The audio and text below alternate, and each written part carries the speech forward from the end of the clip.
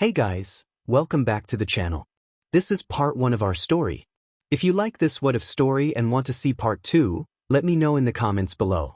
Before we start, don't forget to like, subscribe, and share this video with your friends. Also, check the description for more great content and my playlist. This story was posted by 𝐼𝐚𝐧𝐼𝐻𝐬 on Wattpad. Now let's start. A massive explosion rocks the street, jolting Izuku awake as Inko rushes into the room, grabbing his hand. He looks up at her, clearly terrified, and asks what is happening. She doesn't respond and keeps running, rounding the corner and loosening her grip on Izuku's hand. She urges him to keep running. Just then, another explosion shakes the apartment complex, causing the ground beneath Inko to crumble. She tumbles to the floor below, and silence falls. Izuku jumps down the hole, frantically calling for his mother. He grabs at the debris that is trapping her torso, pushing upward with all his might, hoping for a reaction. But nothing happens. His small hands struggle against the concrete.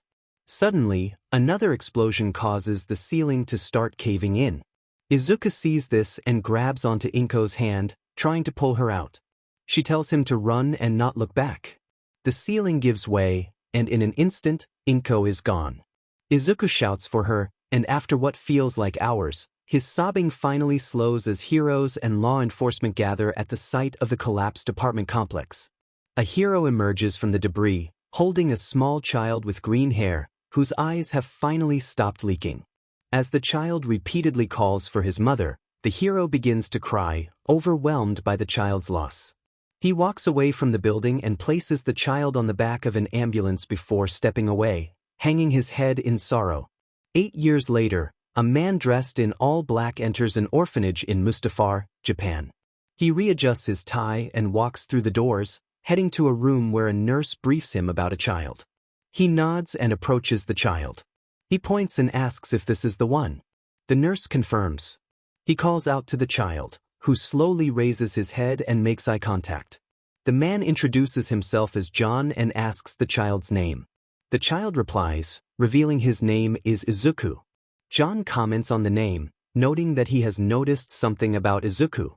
When Izuku asks what it is, John explains that his eyes reflect the same loss he experienced when he lost his wife and dog. He remembers them vividly and acknowledges the pain. Izuku's eyes begin to water, and he finally succumbs to the grief, crying. John reassures him that it's okay to let it all out. Izuku clings to John, sobbing, while John gently pats his back and looks over at the nurse, who offers a sad smile. She says she will get the papers, and John thanks her before turning his attention back to Izuku. He asks if Izuku would like to come home with him to America. Izuku's eyes widen in surprise and wonder as he asks if it's really true. John nods and fills out the paperwork. He stands up slowly and walks toward the exit, stopping to call Izuku over. Izuku eagerly rushes out of the office. 5 years later, after leaving the Mustafar orphanage, Izuku has grown significantly. He stands at about 6 feet 0 inches and weighs around 130 pounds. He has accumulated many scars from training and sparring with his adopted father, John Wick. His once tear-filled eyes have transformed into a stern, calculating gaze that radiates readiness without hostility. He smiles often and jokes whenever he can, but John is particularly surprised by Izuku's incredible reflexes during sparring, possibly even faster than his own. Despite not having a quirk, Izuku often complains about feeling the aftereffects of one. One day it clicks for him. John tells Izuku they are going for a quick quirk examination. Izuku protests, saying he doesn't have one, but John insists that he knows why Izuku is experiencing those aftereffects. Izuku raises an eyebrow, intrigued, and John urges him to go. At the examination, the doctor looks surprised and informs John that he has inherited a completely new quirk. Izuku glances at John, his eyes shining with excitement, before turning back to the doctor. The doctor instructs him to test it out, and Izuku nods. He closes his eyes and relaxes his body, feeling a strange burning sensation in his left eye. Slowly, he opens it, and his iris bursts into a flash of crimson light. When the light fades, Izuku's eye is fully open, revealing the power within. Apex, they called it. The doctor explained that Izuku's quirk was unique, with no clear setbacks recorded. There was a limit to how fast he could think before his rationality began to deteriorate, referred to as an IQ cap. This quirk shattered his thinking limit for a certain PRD, allowing him to think at super speed and react almost instantaneously in various situations. The doctor noted that it also appeared quite intimidating. Izuku was filled with excitement, a palpable energy radiating from him. John smiled tiredly and concluded the examination. Time passed, and John stated firmly that 500 was nothing, urging Izuku to finish their workout. Izuku pushed himself to his feet, wiping the sweat from his brow, and proudly declared he had completed the set. John then posed a pop quiz scenario about a grenade being thrown, teasing Izuku about the consequences of hesitation. Izuku dismissed John's comments, but John reassured him that he had plenty of time to prepare for the upcoming exams in Japan. He reminded Izuku of his rigorous training over the past 8 years, emphasizing the importance of quick thinking and tactics. Izuku nodded, determination igniting in his eyes, and affirmed he would succeed. John noticed Izuku's slip of the tongue, where he referred to him as Dad. Izuku quickly brushed it off, insisting they needed to move since their flight back to Japan was in 3 hours. As they approached the terminal, the unmistakable sound of a plane landing filled the air. Izuku waved at John, urging him to hurry. John grinned, grabbed his bag, and made his way to the terminal entrance, which read, Mustafar, Japan. After scanning their tickets, the stewardess smiled and let them through. Time passed again, and Izuku expressed his frustration about long flights while stretching, his muscles subtly visible through his shirt. John echoed his sentiments and urged him to board the terminal bus. As they settled in, John mentioned a friend who lived in Japan named Eraserhead. Izuku hadn't heard of him and wondered if he was an underground hero. John confirmed this, sharing a bit of his past with Eraserhead, explaining how their relationship had evolved from adversaries to allies after John's change of heart. Izuku felt a wave of sympathy for his father, understanding the loss he had endured. The terminal bus arrived at the main building, and passengers exited in a rush. As they moved toward the baggage claim, a sudden loud bang echoed through the terminal. John instinctively ducked behind a pillar, while chaos erupted around them. Izuku assessed the situation, calculating his next move. John sensed Izuku's determination and urged him to stand down, but Izuku was resolute. He closed his eyes for a brief moment, and when he opened them, his irises glowed crimson. He quickly deduced the situation, estimating the distance of the gunman and planning his approach. With another shot fired, Izuku knew he had to act fast. He took off, rounding the corner to confront the gunman, who was holding hostages and demanding money. Izuku exchanged a glance with John, who sighed and drew his own weapon, expertly disarming the gunman. Seizing the opportunity, Izuku rushed in, executing a dropkick that sent the would-be terrorist sprawling. The man, furious, got back up and threatened Izuku. Unfazed, Izuku stood his ground, his eye glowing a fierce red. The man swung at him, but Izuku dodged effortlessly.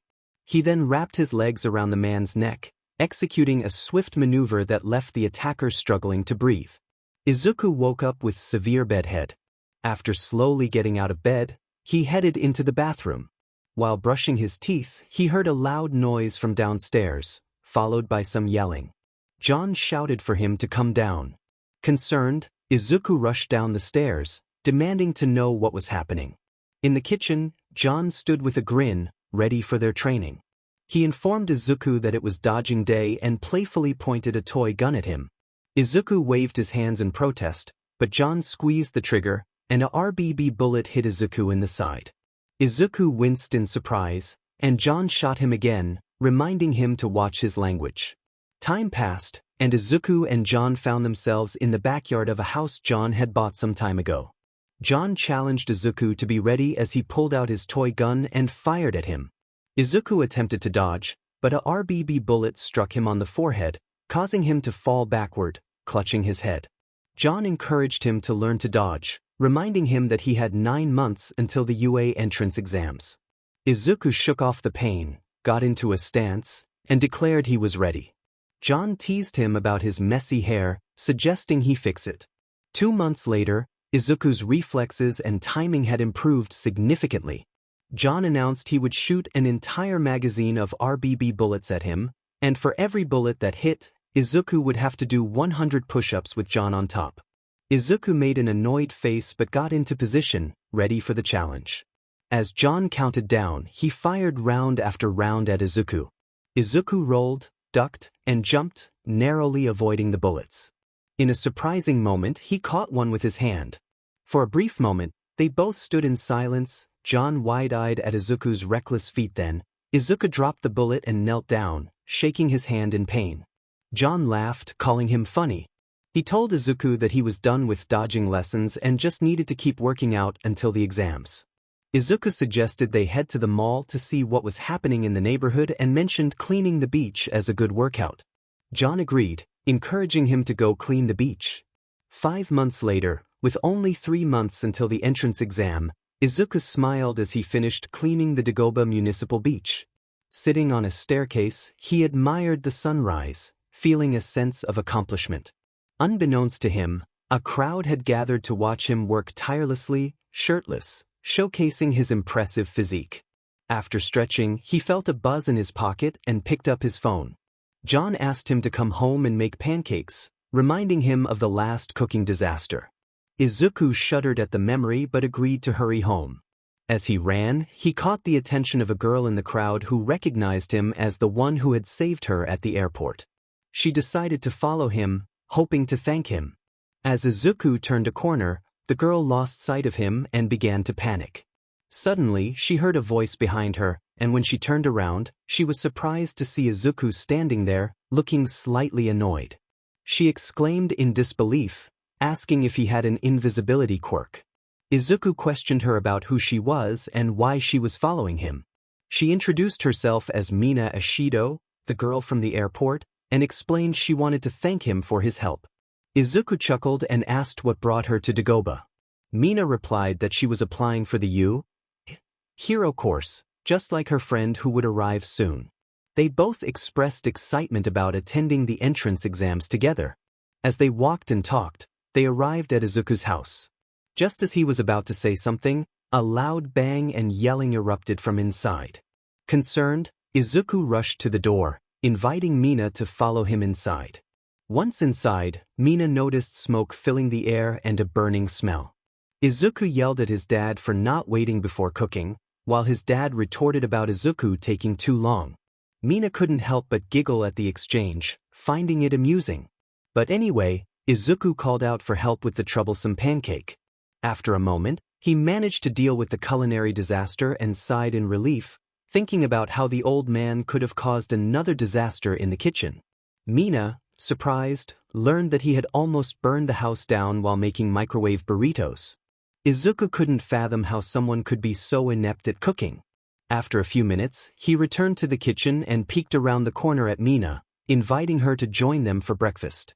The delightful aroma of pancake batter wafted through the air, and Mina eagerly nodded in agreement. Izuku chuckled and encouraged her to come in, reminding her to wash her hands first. He instructed her on where to find the bathroom and continued preparing the pancakes.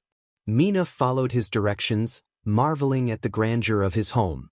Once she returned to the dining room, she was greeted by a table laden with food, a stack of pancakes, a butter tray, a bowl of fruit, a glass of orange juice, and a plate with cut-up sausages.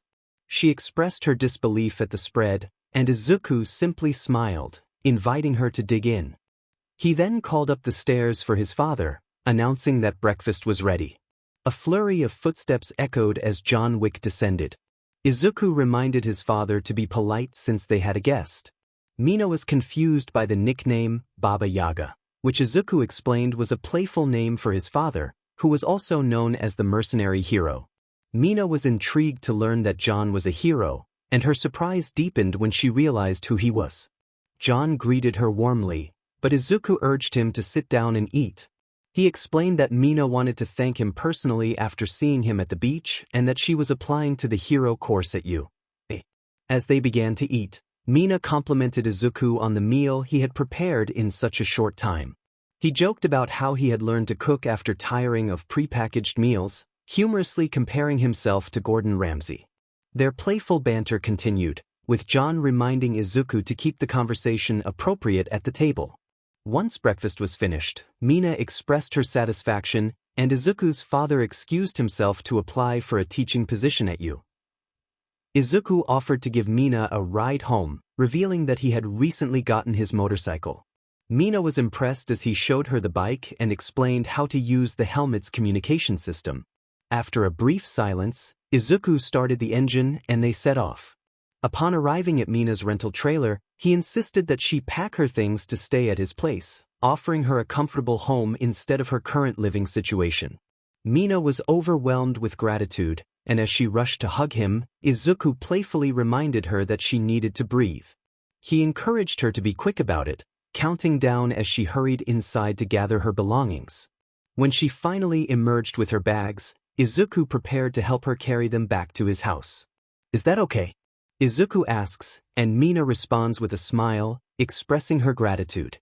Izuku warns her to be a good guest since his dad only found out about her stay an hour ago and mentioned a hefty workout for him the next day. He rolls his eyes inside his helmet as he kickstarts the engine, and they head home. Unbeknownst to him, Mina is secretly excited to see him. Workout, feeling a budding crush on Midoriya. 𝐼𝐬 arrives in Mustafar and quickly spots his old friend by her pink hair. As he approaches, he notices a guy talking to her and feels a surge of protectiveness. He decides to intervene, grabbing Mina's hand and pulling her away, leaving Izuku confused and surprised. Kirishima, worried, asks if the guy had done anything to her and expresses his readiness to confront him. Mina clarifies that Izuku is the one who offered them a place to stay, causing Kirishima to relax a bit. Izuku introduces himself from behind Kirishima, startling him. In a reflex, Kirishima hardens his skin and throws a punch, but Izuku catches it effortlessly, apologizing for the scare. They exchange names, and Izuku reveals he is John Wick's son, which leaves Kirishima in awe. They decide to move on, and Izuku leads them to the parking garage, searching for the right wing on the map. He finds it and jogs ahead, eager to get to the car. Once at the garage, Izuku tells them to wait while he retrieves the car. Kirishima, still feeling protective, questions Mina about Izuku, expressing his concerns since they barely know him. Mina defends Izuku, mentioning his respectful nature and how he helps around the house. Kirishima remains skeptical but agrees to keep an eye on things. When Izuku returns with John Wick's car, Kirishima is amazed. They all pile in, and during the drive home, Izuku notices Kirishima staring at him. Kirishima fumbles for an excuse, mentioning the scars on Izuku's face. Izuku sees through the lie and explains that he is not asking for friendship but merely offering them a place to stay. Kirishima, feeling overwhelmed by Izuku's sincerity, shouts in admiration, startling Izuku. As they arrive home, Izuku asks Kirishima to choose a room while he takes their things upstairs. After settling in, Kirishima sits next to Mina, who watches Izuku work on something in his hands. He asks if Izuku is always so carefree and focused on becoming a hero. Mina confirms this, and Izuku, overhearing, cracks a smile. Suddenly, Izuku realizes they need gas and prepares to stop at a station. As he gets out to fill up, Mina calls for help, and Izuku turns to see her being threatened by a man with wings, holding a knife. The man demands Mina and the car, threatening violence. Izuku feels a surge of determination, gritting his teeth as he prepares to act. Before he can move, a gunshot rings out, and the criminal collapses, crying out in pain. Izuku, now with a fierce resolve, instructs Mina to move away. The criminal pleads for mercy, but Izuku, with a glowing red eye, raises his weapon and fires again, incapacitating the threat. He coldly warns the criminal about choosing the wrong target for his threats. Kirishima, still in shock, is told to call the police while Izuku keeps the criminal subdued. Moments later, the police arrive to find a young man holding down an older man, who is in distress. The officers observe the scene, noting the unusual circumstances. "Step away from the suspect, young man," one of the officers shouted. Izuku, emotionless, replied that he didn't think he would. The suspect had wings, and even though Izuku had damaged them, he believed the suspect could still escape. Seizing the moment, the suspect began to scream for help. Izuku silenced him by pressing his heel deeper into the suspect's stomach and asked the officers to help hold him down. Reluctantly, the officers placed the criminal in HNDCFFS. The officer noted that the suspect appeared to have bullet wounds and inquired if anyone had a gun quirk. Izuku admitted he didn't have a quirk but did possess a concealed carry license. The officer looked stunned at this revelation. Izuku explained that he was indeed John Wick's son, which caused the officers to shudder in disbelief. Izuku, with a wink, reassured them that he planned to attend U.A. with his friends and suggested they look out for their debut. He then got into the car, followed by 𝐼𝐸 and Mina. As Izuku accelerated, he glanced at the rearview mirrors occasionally. After a moment, he asked if Mina and Kirishima were okay, but received no response. Pulling the car over, he turned around to check on them. He found Kirishima hugging Mina, who was in tears. Izuku offered to pause until they were ready, and Kirishima nodded in gratitude. Mina released 𝐼𝐸 and hugged Izuku from behind the car seat, expressing her heartfelt thanks through sobs. Izuku reassured her that it was no big deal, as friends look out for each other. Mina, feeling grateful, gave Izuku a kiss on the cheek, leaving him flustered as he leaned his head on the steering wheel, mumbling. Kirishima, blushing, quickly concealed his reaction, thinking he needed to talk to Izuku about something important. Later at the house, Izuku remarked on the day they had. He informed Mina and Kirishima about the indoor hot spring and invited them to join him. They were both surprised but excited, eager to experience the perks of having the number 3 hero as a friend. Izuku explained that they could wear whatever they liked, and he would be in bathing shorts. He also mentioned that the bathrooms were separated by gender, which he assumed was a concern for them. Mina, blushing, confirmed that she had been thinking about it, prompting Izuku to grin before walking away. He called Kirishima over, and they headed to the locker rooms. 𝐼𝐸, in awe, commented on Izuku's impressive physique, noticing the scars that marked his body. When he inquired about them, Izuku pointed out the round scars from bullets and the gash scars from knives, shrugging as he admitted he didn't know how many there were.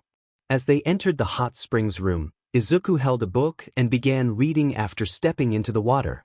Mina arrived and, with a running start, cannonballed into the spring, causing a splash that nearly ruined Izuku's book. He managed to protect it but ended up drenched. Mina apologized, and Izuku requested she let him finish his book. Mina, feeling a mix of emotions, realized her feelings for Izuku had grown deeper. 𝐼𝐸, noticing her distraction, asked if she had noticed Izuku's scars. They discussed how impressive he looked, and 𝐼𝐸 playfully teased Mina about her crush on Izuku. Mina confirmed her feelings, and 𝐼𝐸 reassured her that he valued their friendship. He then revealed his own secret, admitting he was gay, which surprised Mina. Suddenly, the sound of a book closing caught their attention as Izuku announced he was done reading and asked who wanted 𝐒𝐻𝐬, revealing his cooking skills. 48 hours before the exams, 𝐼𝐸, Mina, and Izuku were preparing. Mina pleaded for Izuku's help, asking what they should do. Izuku, focused on the layout of the mock city, explained that they would likely face obstacles to overcome for points. He emphasized that, as a hero school, there would be tests designed for the students. After finishing his analysis, he encouraged Mina and 𝐼𝐸, calling them knuckleheads. Mina playfully tackled Izuku, giving him a noogie, while he protested in mock pain. John entered, eating a sandwich, and observed the scene with an unimpressed expression, questioning Izuku's inability to escape a simple hold after years of training. Izuku was just playing along. He retorted, grabbing Mina's free arm, pulling on it, and jumping over her head, landing behind her. When she fell over, dizzy from being spun around, Izuku caught her and stared at John. He had a grin on his face as he asked John what he was saying. John took another bite of the sandwich and admitted he was wrong. Izuku's eyes widened in disbelief as he realized that was the sandwich he had made for his exam. Frustrated, he yelled at John, who looked back, stared him in the eyes, and took another bite. Izuku, in a fit of annoyance, picked up a butter knife and threw it at John, who didn't even flinch as the knife lodged itself into the drywall. John remained unamused as he repeated his earlier question. Izuku sighed, deciding to give up and make another sandwich. Mina and 𝐼𝐻𝐬 exchanged glances, each feeling a mix of emotions. Mina found herself intrigued, perhaps even concerned, by Izuku's intentions. Despite his somewhat foul-mouthed and reserved nature, he was genuinely friendly and impossible to dislike. After the hostage incident, 𝐼𝐻𝐬 had realized that trusting Izuku was a wise choice. As he watched Izuku analyze the layout of the map, he patted him on the back, prompting a smile from Izuku. 𝐼𝐻𝐬 announced he was going to get ready for the morning and would see them soon before walking out the door. Now alone with Izuku, Mina took the opportunity to get closer, nudging her shoulder against his. She asked if his quirk was an emitter quirk. Izuku explained that doctors had said it was a completely new branch of quirks, which he had named Apex. He smiled, confident that if they kept up their pace, they would pass the test with flying colors. Izuku then suggested they wrap up and go grocery shopping. Mina eagerly agreed to join him, hoping to grab some candies. She called out to 𝐼𝐻𝐬, inviting him to come along. He declined, saying he would be cleaning his room and asked for some potato chips. Mina promised to get them for him. John poked his head out of the study, asking for some ramen, expressing his excitement about being accepted into the faculty at UA. Izuku responded enthusiastically, saying he would grab some Okinawa soba noodles and make the broth, noting it would take about 3 hours to finish the dish. He quickly jotted down the ingredients for his shopping list, then flipped the sheet over to write down what 𝐼𝐻𝐬 and Mina wanted. With the list in hand, Izuku announced it was time to go, as the shopping district was just 3 blocks away.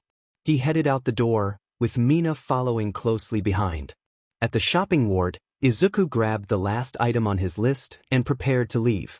Mina was still distracted by the candy, so he opened his book and waited for her to choose.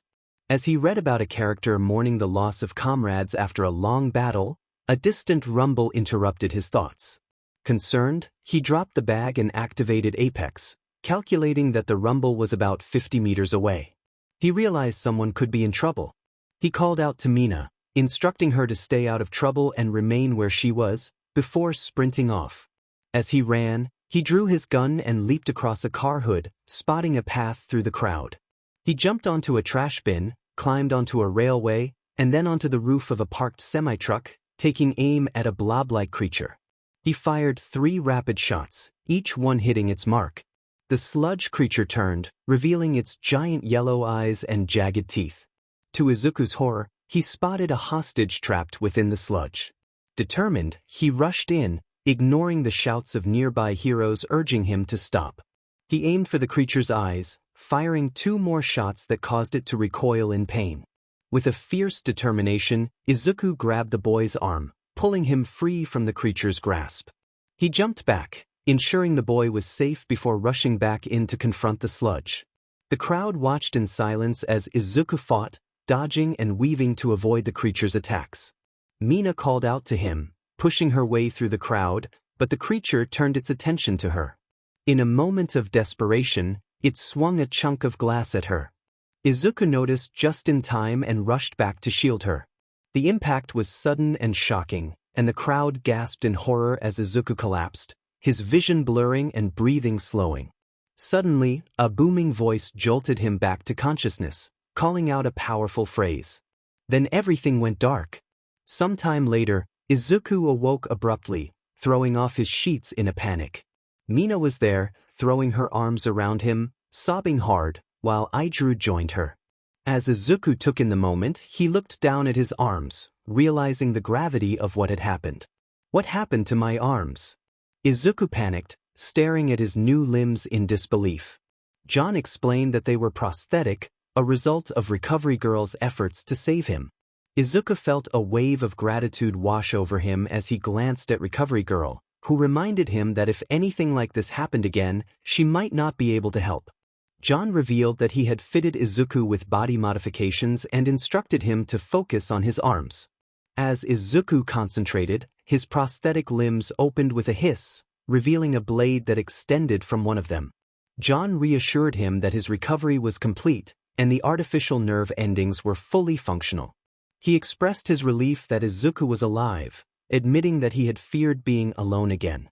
Izuku retracted the blades and got out of bed, thanking Recovery Girl for her care. Recovery Girl reminded him that he had saved a young man named Katsuki Bakugo, advising him to be cautious of Katsuki's temper. She encouraged Izuku to go say hello before pushing him out the door. As he walked down the corridor, he was suddenly surrounded by reporters and civilians, all clamoring for his attention. Amidst the chaos, a commanding voice cut through, parting the crowd. Katsuki Bakugo approached Izuku, introducing himself and acknowledging Izuku's role in saving him. He expressed his longing for a rival, someone to challenge him as he aimed for the top. Katsuki walked away, leaving Izuku with a sense of intrigue. Izuku pulled out his phone to call John, letting him know he was heading home. After a brief conversation, he stepped outside into the sparkling city lights, feeling a rush of excitement. He decided to test his new abilities, climbing the side of a building with ease. At the top, he admired the view when All Might's voice boomed from behind him.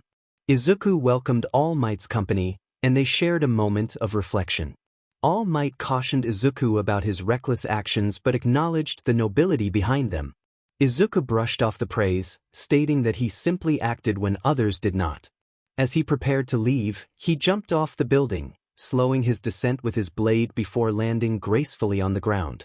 He waved goodbye to All Might, disappearing into the shadows. 48 hours later, Izuku was busy preparing for the 𝐒𝐮𝐬𝐽 entrance exams. He was sewing bulletproof fabric into his uniform when Mina peeked around the corner, asking what he was doing. He reminded her that the exams were approaching and urged her to get ready. As they rushed to the convention hall, Izuku marveled at the size of the venue. Just as they were about to enter, someone tripped in front of them. Izuku quickly caught the person, who turned out to be Midnight. She thanked him and offered to help him get into 𝐒𝐮𝐬, but hinted that it would come at a price. Izuku politely declined her offer and walked through the gate, ready to face the challenges ahead. Izuku observed the scene unfolding before him, feeling a mix of unease and determination. Midnight, with a playful glint in her eye, seemed to be captivated by someone as she whispered her thoughts before entering through the gates. Izuku shook his head, trying to shake off the strange feeling that lingered. He settled beside Mina, mentally preparing for the routine he had practiced. Present Mick's voice boomed through the intercom, greeting the examinees with enthusiasm. Izuku winced at the volume, trying to focus on his routine. A question from another examinee caught his attention, raising concerns about an obstacle that could potentially harm 𝐒𝐮𝐬's reputation. Present Mike explained the 0-pointer, clarifying that it was merely an obstacle to be avoided. Another examinee directed his attention to Izuku, questioning his demeanor and suggesting he leave if he was distracted. Izuku felt a surge of indignation but chose to stand up, activating his apex ability. The room fell silent as he locked eyes with the boy, a tense moment hanging in the air before he deactivated his power and sat back down, the tension lifting. After the speech concluded, Izuku felt a sense of relief. He quickly removed his uniform, folding it neatly to avoid any damage. Only in his cargo breeds now, he stretched, unintentionally drawing the attention of his peers, who whispered about his scars and past incidents. With a burst of energy, Izuku dashed forward, spurred on by Present Mick's encouragement. He unleashed his blades, swiftly cutting through the 1- and 2-pointers.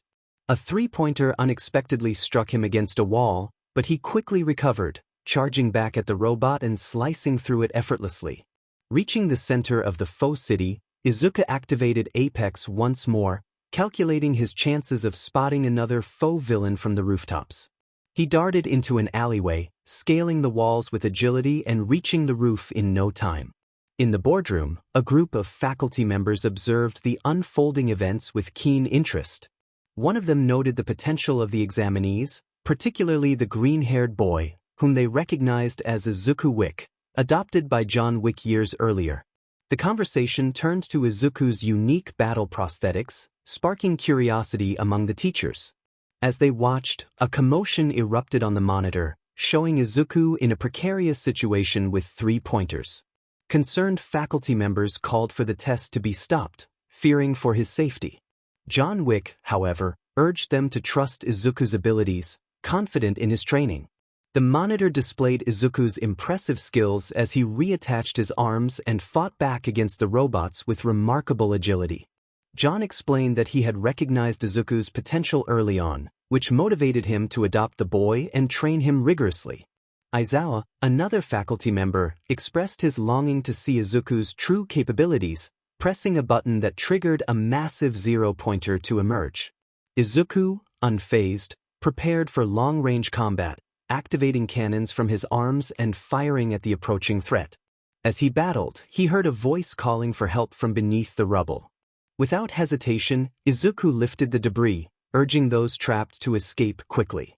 Just as he dropped the rubble, he faced the 3 zero-pointers, ready to confront them head-on. The giant robot swung its massive arm, creating a shockwave that sent everyone reeling. Dust filled the air, obscuring the view of what had just transpired.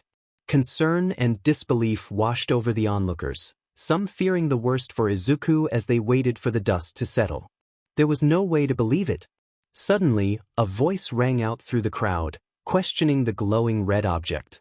Mina and 𝐼𝐻𝐬's eyes widened in surprise. Izuku emerged from the dust cloud, sprinting up the arm of the zero-pointer. He unfolded his blades and leaped to the robot's face after reaching its shoulder. Everyone watched in disbelief as Izuku's arms struck the robot's eyes, rendering it blind. He then carved a hole in the robot's face and switched to arm cannon mode. Still falling, he charged up another attack and declared, "Incinerate." With a powerful blast, he created a hole through its face, leaving a smoking cavity where machinery once was. The zero-pointer toppled, and Izuku rode on top of the now-defeated robot's head as it fell. He declared, "1 down. 2 to go," and called for his friends. "Eiji, Mina, come here." They made their way through the crowd. "Build up as much acid as you can and melt the giant gear on their ankles. Eiji, harden your entire body." "Move it," he instructed. "Got it," they responded in unison. 𝐼𝐻𝐬 tensed up, feeling his body sharpen. Mina rushed forward, throwing handfuls of acid on the zero-pointer's ankles, causing it to collapse into pieces. "1 left. Hang on to me," Izuku said, offering his hand to 𝐼𝐻𝐬, who gripped it tightly. "Don't let go until I do." 𝐼𝐻𝐬 nodded and braced himself. As Izuku counted down, 5, 4, 1. 𝐼𝐻𝐬's eyes widened in surprise. Izuku threw 𝐼𝐻𝐬, crashing through the last zero-pointer's face. Present Mick's voice suddenly echoed through the loudspeakers, announcing the end of the test. Izuku helped 𝐼𝐻𝐬 out of the wreckage and walked back to the crowd, parting it without glancing at the other examinees. "Get to the car when you can. I'll be waiting," he instructed Mina and 𝐼𝐻𝐬 while putting on his shirt and jacket. Mina, desperately trying to catch a glimpse of Izuku, thought to herself, "Oh my god. He's so impressive. Izuku, I admire you." Little did she know, Izuku was grappling with his own thoughts. He recalled a training session when he accidentally knocked off a pendant necklace from John's neck, causing it to clatter to the ground. John paused to pick it up and open the locket.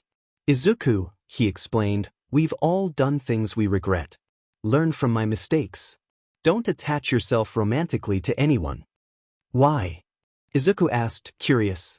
"Because if you care for someone and the enemy finds out, they can exploit that weakness. A weakness can lead to dire consequences," John said, lowering his head momentarily before looking back at Izuku. "I don't know what I would do if I lost you." As the flashback faded, Izuku reflected on his father's advice. "Dad told me not to get attached. But it's hard. Mina means a lot to me. I can't ask him for help. What do I do?" He mumbled, biting his nails. 𝐼𝐻𝐬, walking behind him, began to understand the weight on Izuku's shoulders. Izuku couldn't bear to lose Mina and me, so he's facing a dilemma right now. He thought, "I'll talk to Mina about this." 𝐼𝐻𝐬 silently vowed. Time passed, and the trio arrived at the Wick estate. Izuku parked in the garage, and Mina and 𝐼𝐻𝐬 noticed he had been quiet throughout the ride back, giving distant answers and wearing a far-off expression. He exited the car, walked to the door, through the living room, and into the backyard, heading to the deck. He opened a compartment on a shelf and pulled out an AR-15 and a Colt M1911. He holstered the handgun and took aim at a target about 150 feet away with the AR. The sound of gunfire echoed as he unloaded the magazine, his expression blank and emotionless. The sound of the empty magazine hitting the ground resonated through the household, where Mina and 𝐼𝐬𝐲 watched Izuku channel his emotions into the target. He set down the rifle and pulled out the M1911. Unable to bear it any longer, Mina rushed out and hugged him from behind. Izuku snapped out of his trance, dropping his gun, which accidentally discharged and shot through the fence. Mina, please don't do that again. Someone could have gotten hurt. Mina looked up at him, tears brimming in her eyes, her cheeks puffed in determination. You owe us an explanation, mister. The whole story. She insisted. Izuku took a step back and sat down. The whole story? Sure. Later, Izuku emerged from the shower, glancing at the time. 11:21. I'd better get to bed soon, or I might sleep through tomorrow. He slipped into his room, grabbing his night clothes. Knock knock. Hey Midori. Can I come in? A voice called from outside. Give me a second. I'm putting my shirt on, he replied. Mina felt her face flush for a moment, thinking about him without a shirt, but quickly dismissed the thought as he opened the door. What's up, Mina? Izuku asked sleepily, rubbing his eyes. Can we talk inside your room, please? It's pretty important, she requested, fidgeting with her fingers. Sure. Come on in. Izuku invited her in, shutting the door behind him. Once he was about 5 feet away, Mina secretly locked the door, enclosing them in the room. So, what did you want to talk about? Izuku asked, rubbing his eyes again. 2 things, actually. First, why were you quiet yesterday? It scared both of us. Izuku scratched the back of his head. Well, it's pretty personal, and I don't want to waste your time with... Mina interrupted him with a finger to his lips. I told you, you need to tell me everything. Okay. Well, John isn't really my real dad. Izuku mumbled, barely above a whisper, just enough for Mina to hear. What? She exclaimed, nearly shouting. Izuku motioned for her to quiet down frantically. Shoo. John's room is right next to ours, and knowing him, he would probably put a bullet through the wall to silence us. He pulled her down to the ground and waited a few seconds. A gunshot rang out, piercing through the wall. Is this sort of thing normal for you? Mina asked, shocked. Yeah. The risk of one of us actually getting shot is very low since he always uses RBB rounds, although they still create holes in the drywall. Well, as I was saying, John isn't my real dad. My original family name was. Midoriya had never wanted to dwell on the loss of his mother, but the memory lingered. An explosion had taken her away, leaving him to be rescued by a hero and spending 8 years in an orphanage until he was 10. Then John had come into his life, adopting him, training him, and shaping him into the person he was today. The details of his mother faded with time, as he had been too afraid to imagine her face again or recall her last words. Izuku looked up and noticed Mina tearing up, causing him to flinch. He felt a twinge of concern and offered a gentle apology. Suddenly, Mina tackled him, tears streaming down her face, expressing her sorrow for his past. Izuku managed a small smile, resting his arms on her back and patting it lightly. He reassured her that he was okay, grateful for the support of his friends. To lighten the mood, he asked her what reason number 2 was. Mina's face turned red, and she hesitated, struggling to find the words. Finally, she blurted out that she had a huge crush on him, ducking down and hiding her face in her hands. Izuku stumbled back slightly, feeling his cheeks heat up as he grappled with his thoughts. He was torn between confessing his feelings and adhering to his father's number 1 rule. Not seeing a reaction from him, Mina grew impatient and rushed forward, cupping his face and kissing him tenderly. Time seemed to freeze for Izuku as he melted into the embrace, overwhelmed by the unexpected affection. When they finally separated, he touched his lips in disbelief, trying to process what had just happened. Mina nodded, confirming his thoughts, and Izuku leaned in for another kiss, this one lighter. As he pulled away, he noticed her soft whimper, which made him feel a mix of emotions. He sat down on his bed, contemplating the implications of what had just occurred. Mina jumped onto the bed, hugging him from behind, but Izuku was lost in his thoughts, mumbling about breaking his father's rule and the potential consequences. Mina, confused, asked about the rule. Izuku explained that John had advised him to avoid romantic relationships, as they could be exploited by villains. Mina smiled knowingly, assuring him that everything would be fine, and reminded him that John had said, if possible. She wrapped her arms around him, playfully biting his ear and suggesting they test the soundproof walls of the room. Izuku's face turned crimson, and he fainted, leaving Mina to laugh at his reaction. She waited for him to wake up, a sly grin on her face. When his eyes fluttered open, he chuckled, thinking it had all been a dream.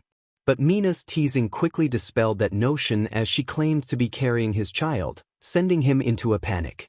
Mina laughed heartily at his reaction, while Izuku frantically insisted on taking responsibility. She playfully reminded him that she would hold him to that promise after their graduation from U. Realizing he had been tricked, Izuku held his head in his hands, feeling overwhelmed. The next day, Mina woke up in Izuku's arms, snug against him. She panicked slightly, realizing the previous night had not been a dream. As she tried to wake him, John's voice came from the doorway, teasing her about their earlier encounter. Mina attempted to hide, but it was futile. John revealed that he had overheard their confession and offered a humorous suggestion about using the soundproof room down the hall.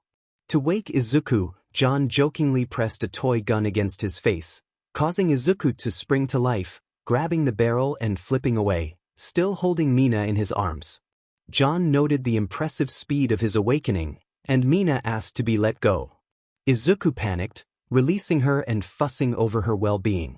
John teased Izuku about his relationship, prompting him to apologize for breaking the rule. John laughed it off and instructed him to make breakfast, mentioning that Kirishima was downstairs, ready to eat. Clock was ticking, and John urged Izuku to hurry.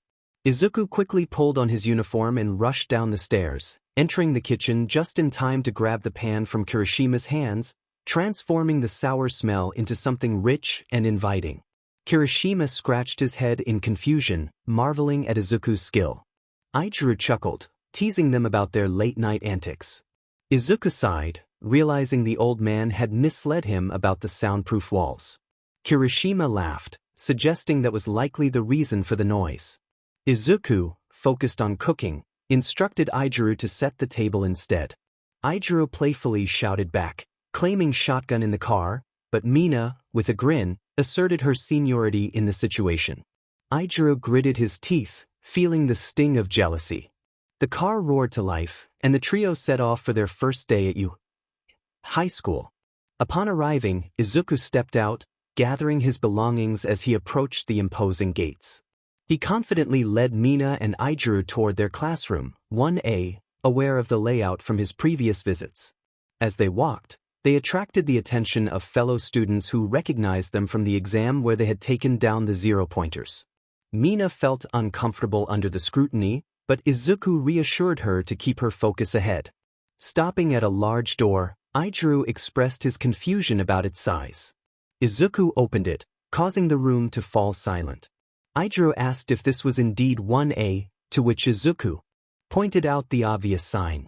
Katsuki approached, ignoring the commotion from another student, and extended his hand to Izuku. He declared their relationship as rivals, not friends or classmates.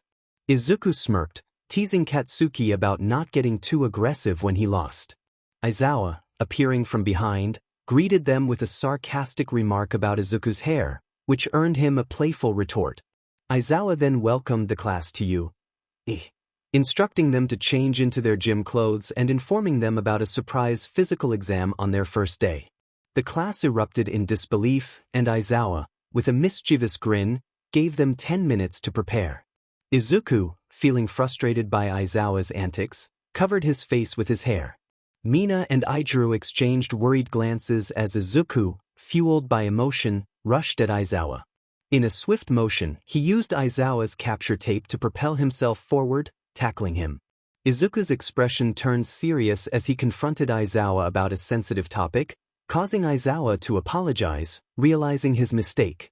Izuku released his grip and stormed out, warning the class about discussing his mother. The atmosphere shifted as Mina explained to her classmates about Izuku's past, revealing the loss he had endured. Aizawa, rubbing his neck, acknowledged the weight of the situation before urging the class to proceed to their lockers.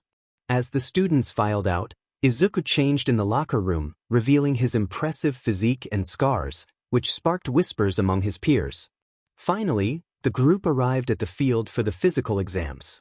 Aizawa approached Izuku, apologizing for his earlier comment. Izuku accepted the apology, acknowledging his own overreaction.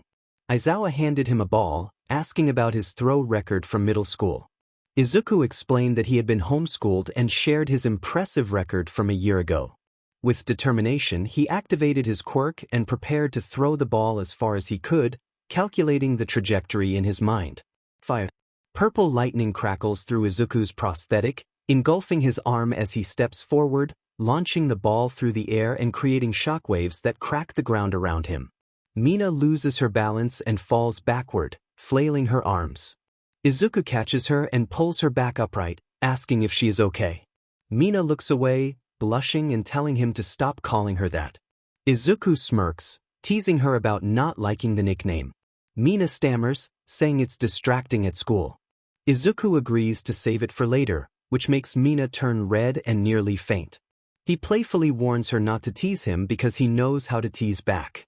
Mina pouts, calling him a meanie, and Izuku laughs, whispering that he will make it up to her tonight before walking over to Aizawa. Aizawa asks about the distance, and Izuku nearly falls over when he hears it was 15 kilometers. The class erupts in disbelief. Izuku explains that with his arms, such distances are expected, slapping his bicep to reveal a hologram. The robotic voice asks how it can assist him, and Izuku requests an adjustment to the velocity output. After confirming the change, he closes the compartment. A girl asks about his arms, and Izuku removes one, shocking everyone. A boy faints, and Izuku reconnects his arm with a metallic click, explaining his prosthetic capabilities. Aizawa announces the start of the test, warning that whoever places last will be expelled. Mina expresses excitement, but 𝐒𝐬𝐬 tries to temper her enthusiasm, reminding her that it won't be easy. Aizawa's signature grin hints at the challenge ahead. Just then, John Wick strides up to the class, and everyone is in awe. John approaches Izuku, playfully slapping him into the ground. Izuku grumbles about John's comment regarding his mother, and John acknowledges the misunderstanding. He then expresses interest in seeing how much Izuku has grown. The testing begins, and the results are displayed. The students compete in various physical activities, with Izuku consistently placing at the top. As the class finishes, many collapse, breathing heavily. Izuku catches Mina just before she falls, while 𝐒𝐬𝐬 is steadied by Katsuki Bakugo, who gruffly tells him not to fall over. 𝐒𝐬𝐬 blushes slightly as he brushes himself off and smiles at Mina. Aizawa presents the results, listing the students' scores. Mineta, on his knees and crying, begs Aizawa to let him stay. Aizawa sternly tells him that he must prove he is hero material by the end of the week. Katsuki, frustrated that Izuku placed first, challenges him to a fight. Izuku steps back, surprised by the sudden challenge. Katsuki insists on sparring, and Aizawa initially protests but is overridden by John, who allows the match to proceed. As the match begins, Katsuki charges at Izuku with explosive force, demanding he fight back. Izuku narrowly dodges, using his prosthetic to spring over the attack, while Katsuki calls him out for avoiding the fight. Izuku's arms begin to glow, signaling the intensity of the battle ahead.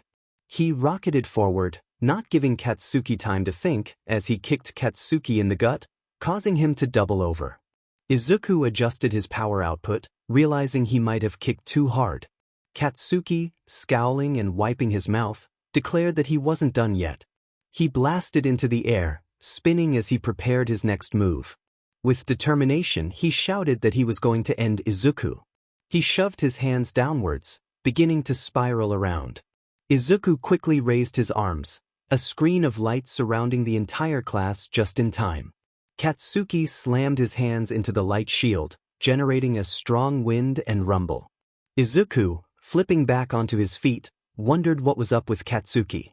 He deactivated his shield and stared at Katsuki, calling out to accelerate. Izuku rushed forward, moving 10 times faster now, surprised by his own speed. He flew behind Katsuki, wrapping his legs around his neck while grabbing hold of Katsuki's arms. Izuku demanded that Katsuki yield. Katsuki, refusing to back down, wrestled out of Izuku's grasp and swung at him. Izuku ducked underneath Katsuki and waited, reminding him to choose his words more carefully next time. He then slammed his fist into Katsuki's stomach, headlocking him. Katsuki, stunned, struggled but was unable to escape. Izuku urged him again to yield. Katsuki, still defiant, tapped twice on the ground. Izuku loosened his grip and stood up, while Katsuki remained on the ground, coughing. Izuku offered a hand, congratulating Katsuki on a good fight. Katsuki scoffed but took Izuku's hand, expressing his longing for a rematch soon. Izuku grinned, promising that he would be ready. As they made their way back to the classroom with 𝐼𝐻𝐬 and Mina, Katsuki's gaze was fixed on the U gate that separated the outside world from the campus. He asked Mina what she thought regular classes would be like. Mina hesitated, expressing her concern that if she hoped it would be fun, Aizawa would likely do something scary again. Katsuki dismissed her worries, claiming that the previous event had been a waste of his time. 𝐼𝐻𝐬 laughed, teasing Katsuki about losing. Katsuki shot him a glare, telling him to be quiet, while 𝐼𝐻𝐬 grinned and pointed out that his hair wasn't that different from Katsuki's. Outside the campus, a man questioned whether their plan was a good idea. The boss confidently replied that there were about 150 of them and only 9 or 10 teachers to contend with. He mentioned their secret weapon, Nomu, who had been in development for a while. With a grin, he commanded his team to attack, touching the door with his fingers and counting down. As he planted his palm on the barrier, it disintegrated, allowing the rest to rush through the gates. Back with the students, a loud explosion rocked the building. Izuku looked up, startled, as Katsuki stumbled but was caught by 𝐼𝐻𝐬. An urgent voice on the loudspeakers announced a Level 3 security breach, instructing all students to evacuate to the gymnasium. The kids streamed out of the classrooms, rushing for the exit. Izuku and Katsuki exchanged worried glances. Outside, the villains began their attack on the buildings. One villain approached the door, only to be shot away by John, who emerged with a weapon in hand, challenging the mass of villains. He fired stun rounds, taking down several of them before one got too close and knocked him backward. John countered, pulling the villain off balance and quickly taking him down. He glared at the remaining villains, ready for more. As a group of villains swarmed him, a cloth suddenly wrapped around them, bunching them together. Aizawa appeared, erasing their quirks and commanding his allies to act. Nemuri responded, releasing a soothing aroma that put the villains to sleep. Vlad King and others joined the fray, pushing through the villains toward the boss. Hound Dog shouted, reaching for the boss, but Nomu suddenly appeared, grabbing Hound Dog's face and throwing him aside. John reacted quickly, firing at Nomu, but the creature seemed unfazed by the stun rounds. It charged toward Nemuri, swinging its fists. John activated his stun bullets, unleashing a powerful discharge that sent Nomu crashing to the ground, but the boss remained unfazed. The boss taunted John, who was caught off guard as Nomu stood up and struck him, sending him flying. Aizawa rushed to help, but the boss commanded Nomu to pursue him. Nomu quickly overpowered Aizawa, pinning him down. Nemuri stumbled, still in shock from the chaos. The boss assured his team that they could have fun while 𝐒𝐻𝐬 was on standby. As one villain approached Nemuri, Katsuki leaped into action, launching an explosion to protect her. He urged her to get up and help John, reminding her that she was a pro. Izuku, witnessing John on the ground, felt a surge of determination. He focused on the Nomu, increasing his power output. The AI warned him about the risks, but Izuku was resolute, believing he needed to aim for the creature's weak spots. He rushed forward, driving his fist into Nomu's gut, but it barely budged. Izuku was shocked and prepared for another attack, while Todoroki arrived on the scene, ready to assist in the battle against the formidable foe. "What is that?" he exclaimed, stepping back. Izuku turned away, facing Todoroki. The Nomu noticed Todoroki and charged at him, swinging its arm with the intent to harm. Time seemed to slow as the reality of Todoroki's peril dawned on everyone. Izuku stood firm, arms crossed in an X, protecting the older boy. He urged Todoroki to get John, who was still unconscious, to safety. "Get him out of here. Move it, Todoroki." Izuku shouted, colliding with the Nomu's side. The AI warned of critical failures as Izuku drew his blades, striking at the Nomu with increasing speed. He was determined to defeat it. "I'll take you down," he yelled, stabbing into the Nomu's shoulders and slicing outward. He then folded his blades and shot a hole through the Nomu, which screeched in pain. Izuku prepared another blast as the AI announced a meltdown was imminent. The Nomu's arms began to melt away, and it eventually exploded, sending debris flying. Breathing heavily, Izuku lay down, gazing at the sky, feeling a sense of finality. The boss chuckled, casting a shadow over him. "Isn't that a bit presumptuous, hero?" he taunted. Suddenly, the Nomu stomped down on Izuku's legs, causing intense pain to flare through him. Izuku let out a scream that echoed throughout the campus. Katsuki watched in horror as Izuku was pinned down. The boss acknowledged Izuku's earlier attack, noting the lasting damage it had caused. He approached Izuku, still writhing in pain, and offered him a choice. He could spare Izuku's life in exchange for the lives of his friends, or he could let the Nomu inflict further harm. Izuku defiantly spat in the boss's face, proposing a third option. He revealed a hidden blade, attempting to strike, but the boss caught it effortlessly. The blade began to rust and crumble in his grip. The boss declared it was game over for Izuku as the Nomu ripped away his other prosthetic. Weak and losing consciousness, Izuku's vision blurred. Katsuki rushed forward, desperate not to lose his friend. "Don't you dare die on me," he shouted, but the Nomu turned its attention to him. The boss taunted Katsuki, but just then, a voice boomed from above, announcing the arrival of All Might. All Might landed with tremendous force, creating a crater and immediately engaged the Nomu. Katsuki watched in awe as All Might unleashed a flurry of punches, driving the Nomu deeper into the ground. Meanwhile, Nemuri, realizing the urgency, instructed Katsuki to help get Izuku out of there. She picked up Izuku's unconscious body and ran, not stopping even when a villain called out to her, claiming he could heal Izuku. Skeptical but sensing sincerity, Nemuri reluctantly lowered Izuku to the ground. The villain tore a piece of his shirt and placed it in Izuku's mouth, asking Katsuki to help hold him down. As he began to heal Izuku, the process caused Izuku to scream in pain, but soon his legs began to regenerate, bones forming and muscles developing. The villain, feeling the toll of his quirk, began to wither away, expressing regret for his past actions. As he faded, he thanked Nemuri and the young man for their help. Izuku, now conscious, witnessed the sacrifice and began to cry, overwhelmed by the loss. Afterward, Midnight looked into the man's history, identifying him as 𝐒𝐮𝐬, a once promising student with a tragic past. She read about his ability to heal others at the cost of his own body parts, realizing the depth of his sacrifice for Izuku. Due to his inability to use his quirk, which had taken a toll on his own body, he faced relentless bullying.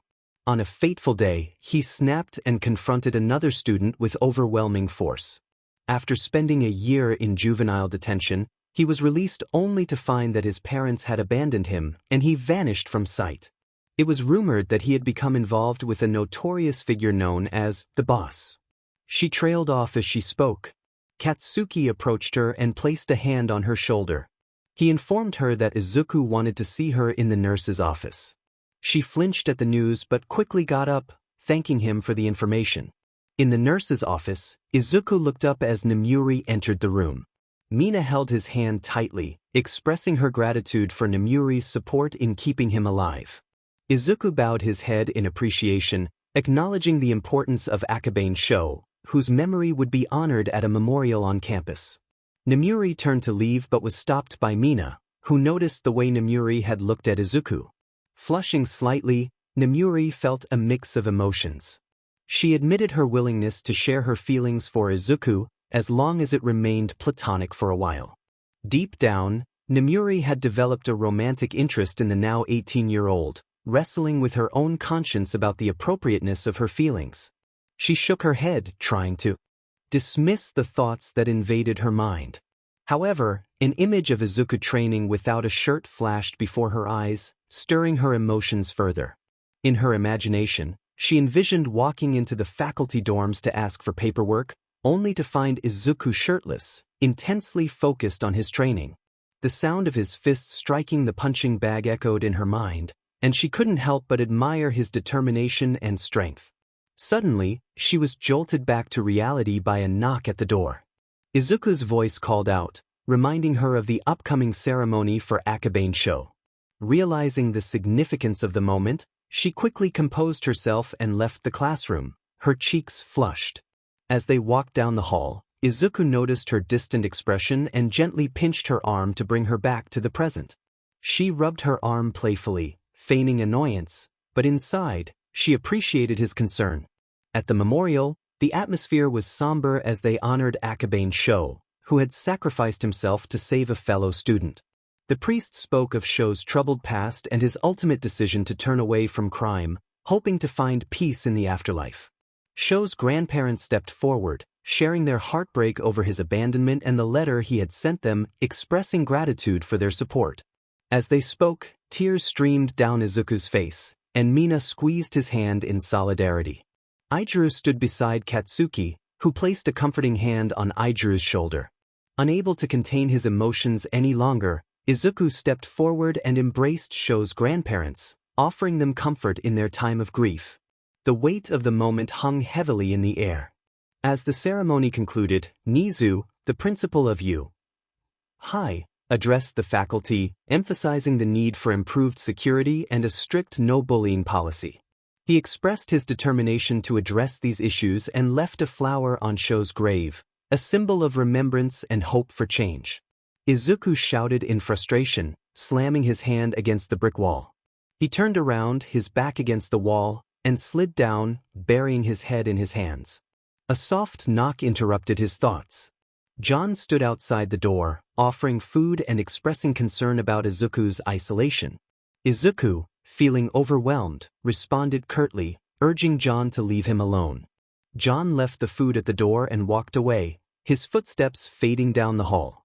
Mina, who had been worried sick about Izuku, approached the door and gently called out to him, but received no response.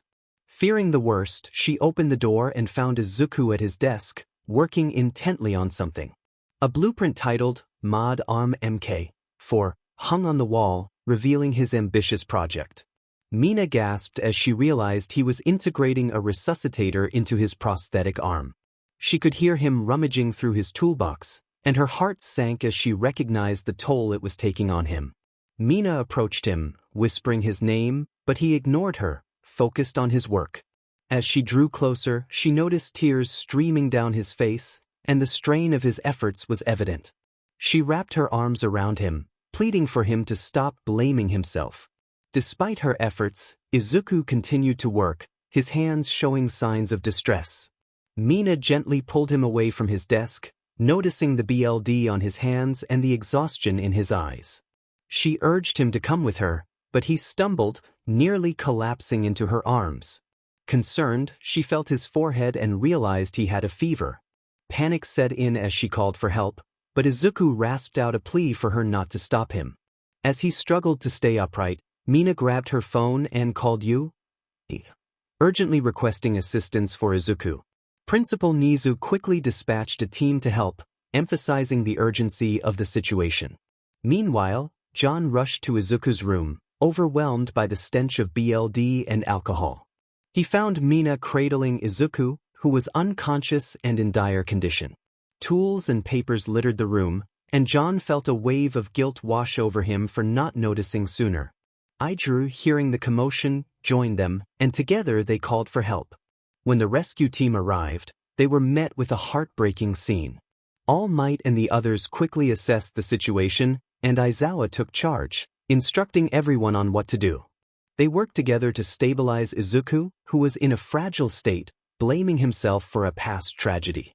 As the team fought to help him, Izuku expressed his anguish, feeling responsible for the loss of a friend. The weight of his guilt hung heavily in the air, but All Might reassured him that he was not alone. They would support him through this difficult time. The next day at 𝐒𝐻, Principal Nizu addressed Izuku, informing him of the consequences of his actions. Izuku accepted his fate, knowing he had to confront the challenges ahead. 24 hours of house arrest and a written apology to his father, All Might, Midnight, Eraserhead, Present Mic, and Recovery Girl awaited him. He was also expected to complete any assignments issued during his house arrest within the designated time. On top of that, he faced a week without using his quirk or his prosthetics. The instructor smiled gently, acknowledging Izuku's struggles. After Izuku had explained that he didn't want to lose anyone else, they understood that he had been drinking not for pleasure but to numb the pain of his hands while he worked.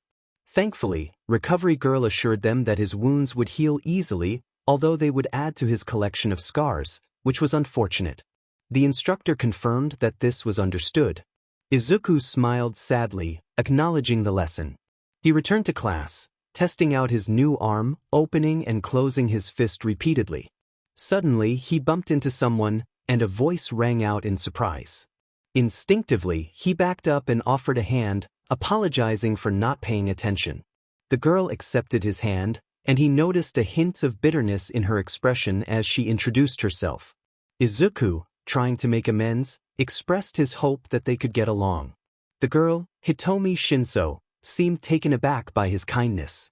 As she shook his hand, she flinched at the cold metal of his prosthetics. Concerned, Izuku asked if something was wrong, but she quickly reassured him that she was fine. He excused himself to head to class, waving goodbye. Hitomi felt a flutter of warmth in her chest as she reflected on their brief encounter, surprised by her own feelings. She rushed back to her classroom, clutching her belongings tightly.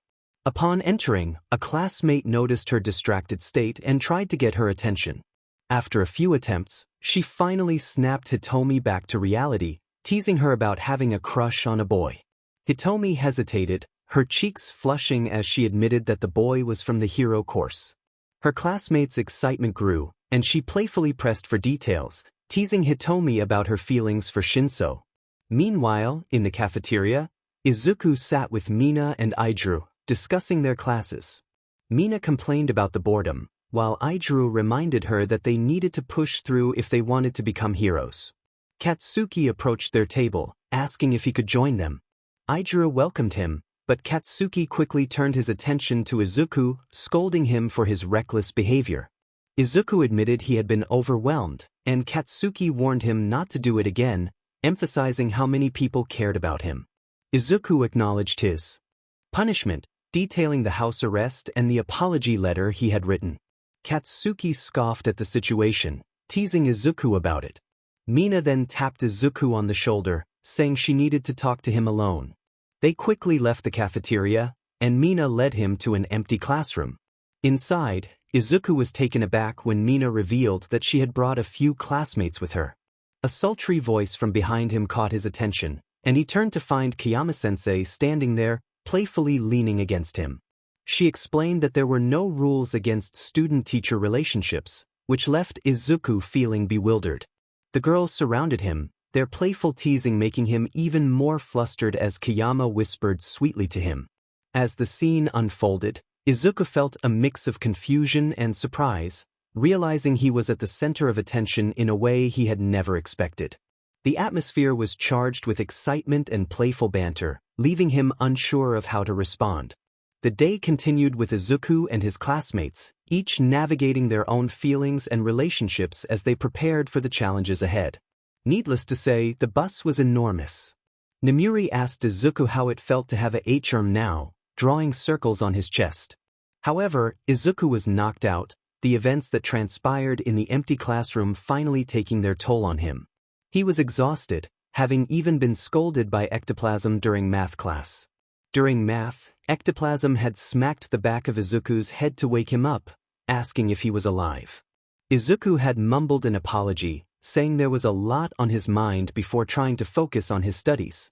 As the bus came to a stop, Izuku slowly regained consciousness and wondered what had happened while he was out. Katsuki pointed over his shoulder, saying he had carried Izuku onto the bus. Katsuki chuckled, saying he looked like he was drunk. Izuku rubbed his head and apologized. Mina wrapped her arms around his waist, saying they would forgive him once he gave each of them a kiss. Izuku flinched as he glanced at Denki, Hanta, and Minoru. Hanta was crying and giving him a thumbs up, while Denki held Minoru back, who was struggling and shouting incoherently. Denki smiled at Izuku, assuring him that Minoru would be out in a couple of minutes. Momo stuck her tongue out at Minoru, causing him to cry. Aizawa instructed the students to get off the bus in single file, looking down at his phone. A chime rang out, and Shota's eyes widened momentarily. Emi had sent a message expressing excitement for the night. Shota sighed, stuffing his phone into his pocket and pinching the bridge of his nose, mumbling about being tired. Izuku chuckled in response, agreeing with him. Everyone got up and moved towards the front of the bus, shuffling into the gigantic building ahead. Kirishima shouted that classes B and C were also there, waving his hands to flag them down. As they entered the building, Aizawa and Sekijuru met up. Aizawa instructed Sekijuru to go back, assuring him that he and 13 could handle the class. Sekijuru and Ryo thanked him before leaving. 13 welcomed classes 1A, B, and C, introducing the day's activity as rescue training. He opened his arms, pointing at the scenery behind him, explaining that the area had different zones for various training scenarios, calling it the Unforeseen Simulation Joint, or USJ. The students expressed their surprise, noting the setup of fake villains. Suddenly, a dark swirling cloud appeared as figures shuffled out of a portal. Aizawa shouted for everyone to stay back, warning that these were real villains and another attack was underway. The students shivered, memories of the previous attacks still fresh in their minds. One of the villains taunted that they had brought friends for All Might to play with. Izuku stepped forward, recognizing the man with hands across his body, and shouted in anger. His foot stomped the ground, cracking the cement beneath him, sending a shiver down the villain's spine. Izuku's arms began to arc with purple electricity as he rushed forward, creating shock waves that flung the classes behind him back. The villains struggled to see him as he launched his assault. Izuku slammed his fists into the villains, knocking them out one by one. One villain, in disbelief, questioned what kind of monster he was. Izuku remained silent, his eyes shining brightly as he grabbed a villain by the neck and threw him back into the crowd. He smashed his hands into the ground, sending electricity swirling around him before rushing towards the main villains. One of them backed away in fear as Izuku picked him up and slammed him into the ground, swinging his unconscious body around before letting go, sending him crashing into the other villains. Tamura ordered 𝐒𝐬𝐲𝐿 to scatter the students but watched as Izuku blurred again, surrounding him with intimidating afterimages. Izuku rushed forward, his reflections mirroring his actions. He unleashed a powerful attack, slicing through 𝐒𝐬𝐲𝐿's armor and Tamura's body. Tamura fell back in terror as Izuku's afterimages faded, converging into a single point, revealing Izuku, his eyes filled with rage. He confronted Tamura, who scrambled away, questioning Izuku's heroism. Izuku warned him to watch his tongue or face dire consequences. Tamura commanded the Nomu to attack, and a screech echoed through the building as 𝐒𝐬𝐲𝐿 opened a portal, releasing a larger, disfigured Nomu. Izuku charged forward, his eyes locked on the Nomu. He moved his hand through its body, unleashing a powerful attack that scorched its flesh. The creature howled in pain as Izuku kicked it down and marched toward it, filled with determination. He stomped down on the Nomu's limbs, rendering it immobile. Turning to 𝐒𝐬𝐲𝐿 and Tamura, he watched their horror-filled faces as he grabbed the Nomu by the head, twisting it with all his strength until he heard a sickening crack. Izuku stood tall, walking toward the villains on the floor, his gaze unwavering. Tamura stammered for 𝐒𝐬𝐲𝐿 to get them out, but before he could finish, Izuku vanished from sight, leaving 𝐒𝐬𝐲𝐿 out cold. Izuku reappeared in front of Tamura, challenging him with a fierce determination. Izuku had immobilized their transportation, defeated their lackeys, and neutralized their strongest weapon. He stared intensely into Tamura's terrified eyes as his classmates watched in shock, following him as he approached the villain on the ground. Nemuri thought to herself that she had never seen Izuku this angry before. Izuku demanded to know who had sent Tamura. Tamura defiantly refused to answer, insisting he wouldn't spill any information. Izuku took another step forward, his resolve unyielding. Tamura scoffed, claiming that Izuku, being just a hero in training, wouldn't hurt him while he was injured. But as Izuku unleashed his blades, swinging them down, Tamura's bravado faltered. In a moment of panic, Tamura screamed that he would talk, closing his eyes in fear. Izuku's cold response made Tamura scramble back, terror evident on his face. The tip of Izuku's blade had come dangerously close, leaving Tamura shaken. Izuku's commanding voice demanded that he talk, and the sheer force of his presence made Tamura lose control. He revealed that All for One had sent them with a Nomu that could have killed All Might. Just then, a voice rasped from behind Tamura, urging a retreat. Tamura's expression shifted to one of glee as he realized they could escape. However, Izuku clarified that he hadn't killed Kurogiri, he was merely letting them go. He warned Tamura to run back to All for One and deliver a message. The boogeyman was coming for him. Tamura scrambled back into the purple mist, disappearing with Kurogiri, leaving Izuku alone in the plaza. The classes were silent, frozen in place as Izuku turned his attention to the fallen Nomu. One boy whispered in disbelief as Izuku plunged his arm into the Nomu's body, retrieving its heart. He held the lifeless organ in his hands before dropping it to the ground, the sound echoing against the concrete. In a fit of rage, he began to stomp on the heart, his grunts escalating into screams of fury, blaming the villains for the loss of 𝐒𝐮𝐬. Mina rushed down the stairs toward Izuku, but he turned to her with a wild look in his eyes, a side of him she had never seen before. She threw her arms around him, and he stood there, motionless, tears streaming down his face. Meanwhile, All Might and the staff surveyed the devastation that had unfolded. Snipe asked what had happened, and All Might quietly acknowledged that it was Izuku who had caused it. Aizawa noted that Izuku had protected the students but had also unleashed a side of himself that was frightening. He expressed his fear of ever witnessing that side again. Outside the Using, Izuku sat alone on the curb, staring at his blood-stained hands, lost in thought. He felt guilt wash over him, questioning his actions and whether he deserved to call himself a hero. Mina approached him from behind, wrapping her arms around him and offering comfort. Izuku expressed his feelings of unworthiness, lamenting that he had overdone it and now had to face the consequences. As they locked eyes, Mina reassured him that he was still Izuku Wick, the coolest and kindest person she knew, regardless of any changes he had undergone. She encouraged him to embrace who he was inside, and soon the other girls joined in, offering their support. Mina introduced Hitomi, who shyly thanked Izuku for protecting them before leaning in to kiss him. From a distance, Mineta watched in envy, lamenting the attention Izuku received. 𝐒𝐬 defended him, noting that Izuku had been through a lot.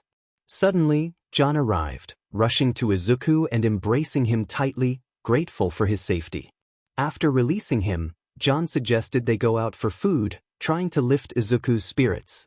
Izuku agreed, albeit blankly, and they invited Mina and 𝐒𝐬 to join them. As they prepared to leave, Katsuki approached the car, thanking 𝐒𝐬 for his help earlier. 𝐒𝐬 responded cheerfully, but Katsuki caught him off guard by leaning in to kiss him, leaving everyone surprised. Katsuki then walked away, leaving the group to process the events of the day. As always, happy reading, and thanks for putting up with my inconsistent self. Izuku winced, placing his hand over his eye, which had been bleeding since the incident at Ueki. He mumbled to himself about the pain. Mina, noticing his discomfort, offered him a reassuring pat on the back, expressing her belief that it would pass soon. Izuku scratched his neck, feeling the weight of the day. Mina took his hand, encouraging him to return home. He agreed, standing up and walking out of the cafe alongside her. 𝐒𝐬 stayed behind for a moment, leaving a note on the table before joining them. He placed a hand on Izuku's shoulder, suggesting it might be time for him to rest. Izuku grimaced, rubbing the bridge of his nose as he stood up. He declared it was time to head home and got behind the wheel of the car. He looked at Mina and 𝐼𝐬𝐬, sharing a silent understanding. Protectively, he shielded the car, insisting that he would drive. Mina sighed and settled into the back seat, while she asked 𝐼𝐬𝐬 for a favor. He confirmed he had his driver's license, and Mina urged him to help get Izuku out of the driver's seat. Izuku protested, thrashing about as 𝐼𝐬𝐬 gently maneuvered him into the back. Mina insisted that he wouldn't be going anywhere until he learned to manage his injury. She informed him that she had invited the girls and Katsuki over with his dad's permission, and they would arrive shortly. 𝐼𝐬𝐬 started the car, and it roared to life. At the Wick estate, Ochako, Tsuyu, and Momo arrived together, having heard from Mina that Izuku needed company. They were aware that Katsuki was coming too, but only for 𝐼𝐬𝐬, which they all agreed was a good match. Other friends arrived separately, and as they pulled up, Mina greeted the girls at the door, thanking them for coming and letting them know Izuku was inside. A distant roar grew louder, and Mina turned to see Katsuki approaching on his motorcycle. He spun around, removed his helmet, and greeted her. Mina reminded Katsuki that Izuku was inside and asked him to be gentle with him, as he wasn't feeling well. Inside, they found John passed out on the couch with a book over his face. Mina explained that he had been stressed about Izuku and suggested everyone leave him be. She directed Katsuki to Izuku's room upstairs, and everyone made their way up. Katsuki knocked on 𝐼𝐬𝐬's door, and 𝐼𝐬𝐬 happily invited him in. Mina knocked on Izuku's door, and after a moment he opened it, only to be tackled by 8 girls who shouted his name in unison. Namuri buried her face in his chest, expressing how much they missed him. Ochako noticed Izuku's eye, which had changed color, and gasped in surprise. Izuku explained that the change had occurred after USJ and that it seemed to be permanent. 𝐾𝐞𝐭 commented that she thought it looked pretty, and Mei excitedly rushed to his desk to examine his blueprints, exclaiming her enthusiasm. Amid the laughter, Izuku struggled to regain his composure after Mei's unexpected comment about wanting to create something together. The girls continued to tease him, and he felt overwhelmed. Meanwhile, Katsuki and 𝐼𝐬𝐬 shared a light-hearted moment, reminiscing about their past experiences. Katsuki suggested they meet up on Saturday for an outing, and 𝐼𝐬𝐬 agreed with a smile. Back with Izuku, the girls were playfully arguing about who would be the first to start a family with him after graduation. Izuku was flustered, reminding them of their ages and the inappropriateness of their conversation. Namuri teased him further, causing him to cough in embarrassment. As the playful banter continued, Izuku stood up, trying to assert that he was fine and ready to move on from the teasing. However, he was suddenly tackled again, this time by Hitomi, who reminded him that their visit was meant to check on his well-being. Izuku, feeling trapped, pleaded with the girls, but they were curious and playful, wanting to know more about him. Mina grinned, teasing him further as the atmosphere remained light and filled with laughter. The girls noticed sudden movements and turned their attention to Izuku, their gazes trailing down his body. Momo exchanged glances with 𝐾𝐿, who then looked at Ochako.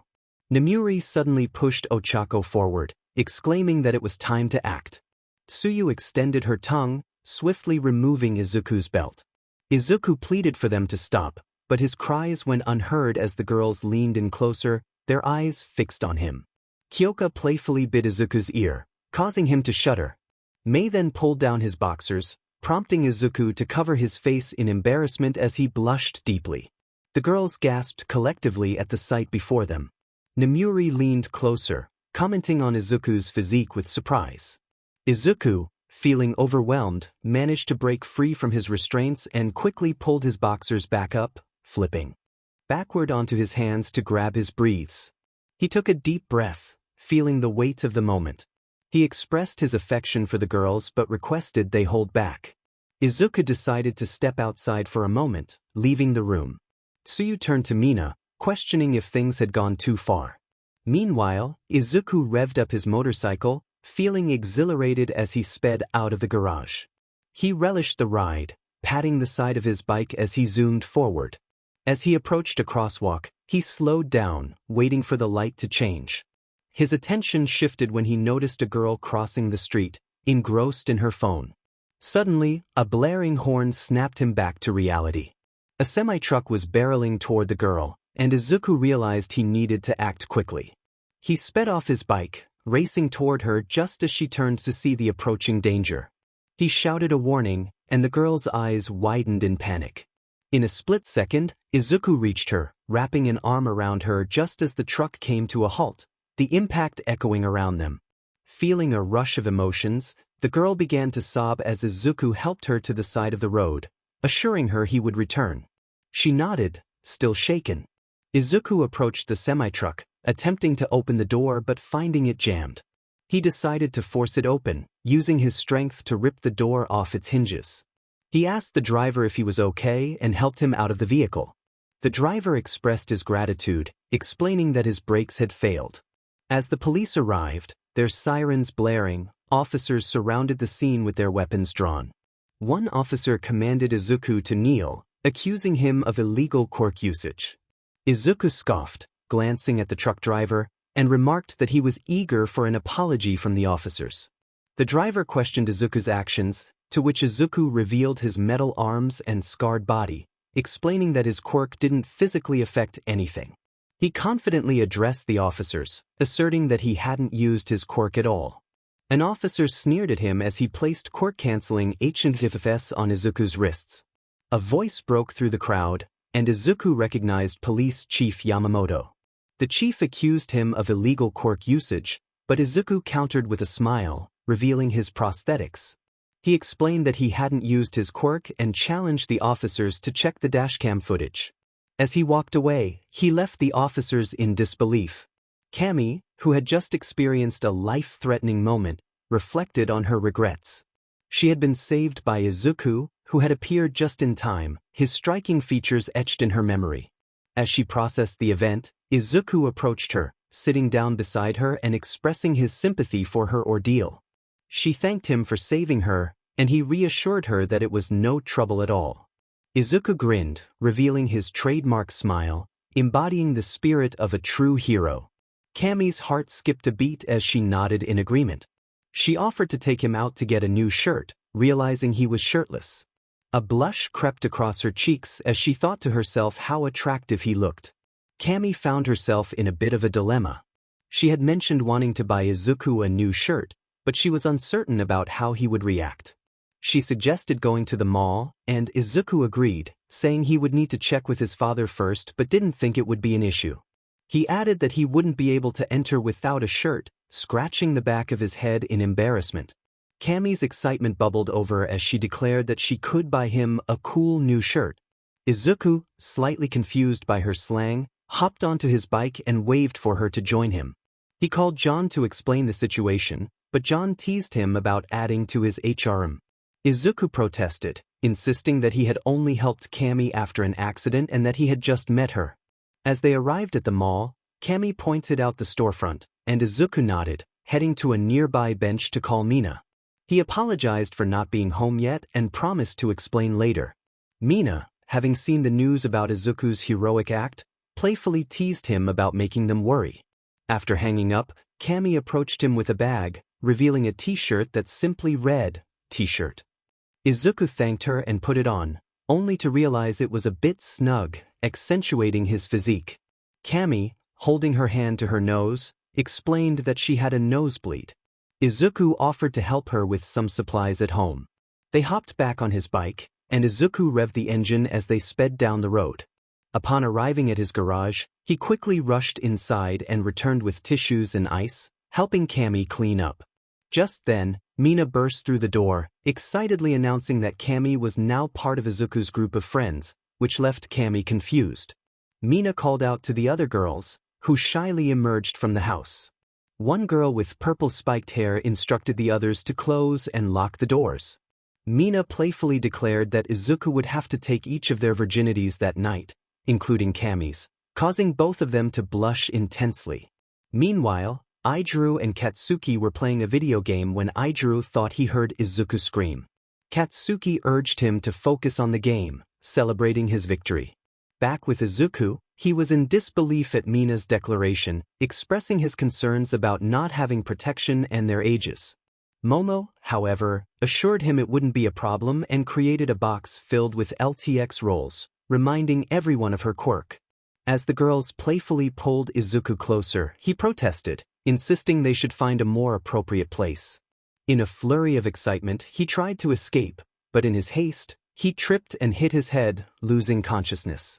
When Izuku regained awareness, he found himself surrounded by the girls, who were playfully crawling onto the bed. He struggled against the cuffs that restrained him, mumbling about his predicament. The girls teased him, pretending to be hurt by his reluctance. Tsuyu playfully pressed him into her embrace, causing him to blush even more as he struggled to breathe.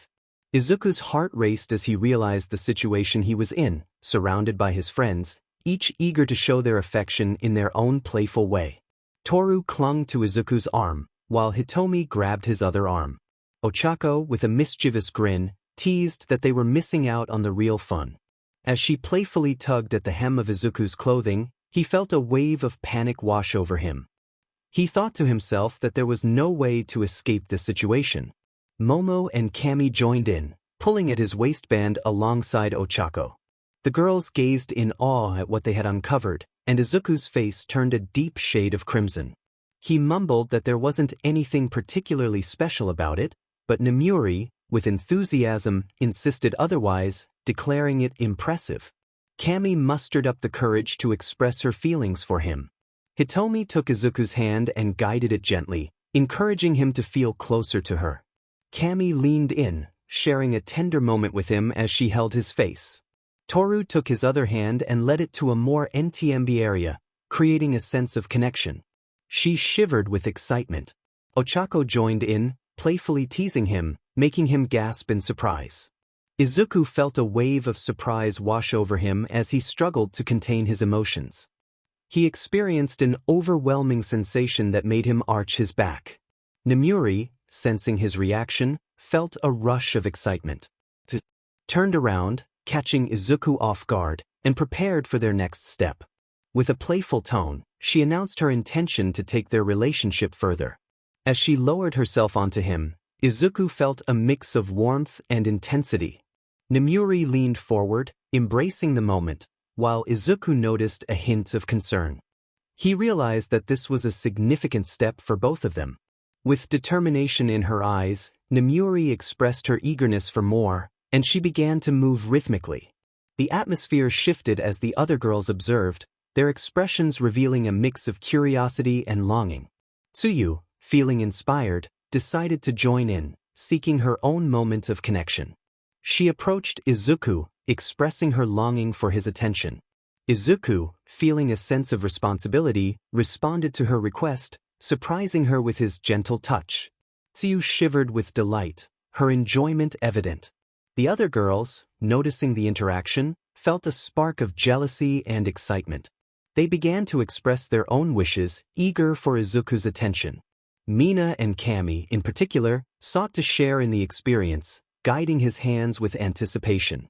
Izuku, feeling the weight of their desires, embraced the moment, determined to make it special for everyone involved. Izuku increased the speed of his movements, causing Cammy's eyes to widen in surprise as she felt a rush of exhilaration. She gasped softly, overwhelmed by the sensations.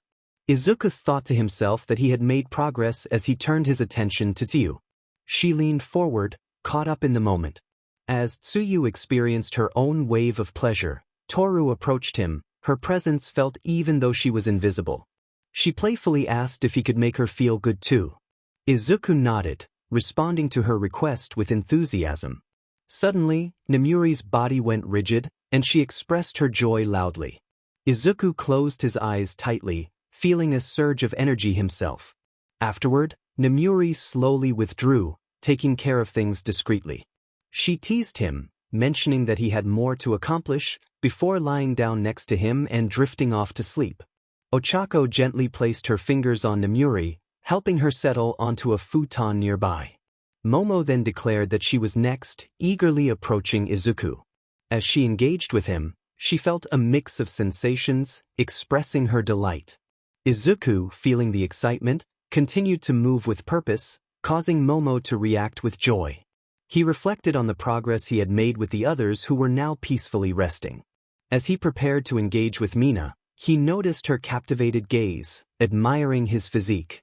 She invited him closer, and he responded with enthusiasm. The two shared a passionate connection, and Mina expressed her enjoyment openly. After a while, they both reached a peak of exhilaration, with Mina clinging to him, overwhelmed by the experience. Eventually, they settled down, and Izuku took a moment to gather himself before drifting into sleep. He felt a sense of accomplishment, reflecting on how much his stories had grown in popularity. He was grateful for the support he had received and was excited about the new directions his writing could take, including exploring darker themes in his upcoming work, Secrecy. It was useless. He sobbed, his knees buckling as he fell to the ground. Tears flooded his eyes, clouding his vision in a torrent of sadness and anguish. He wiped his eyes, only to sob again, letting another wave of tears fall to the ground. He heard a voice, filled with sympathy, telling him that while his heart was in the right place, some things were simply not possible. The voice suggested he could always become an officer or pursue another path. In his mind, an angry shout echoed, questioning what he could do without a quirk, suggesting a desperate leap from the roof in hopes of better luck in another life. But then, a comforting voice broke through the chaos, reminding him that he would always be a hero in someone's eyes. It was the voice of his sister, a beacon of support amidst the turmoil.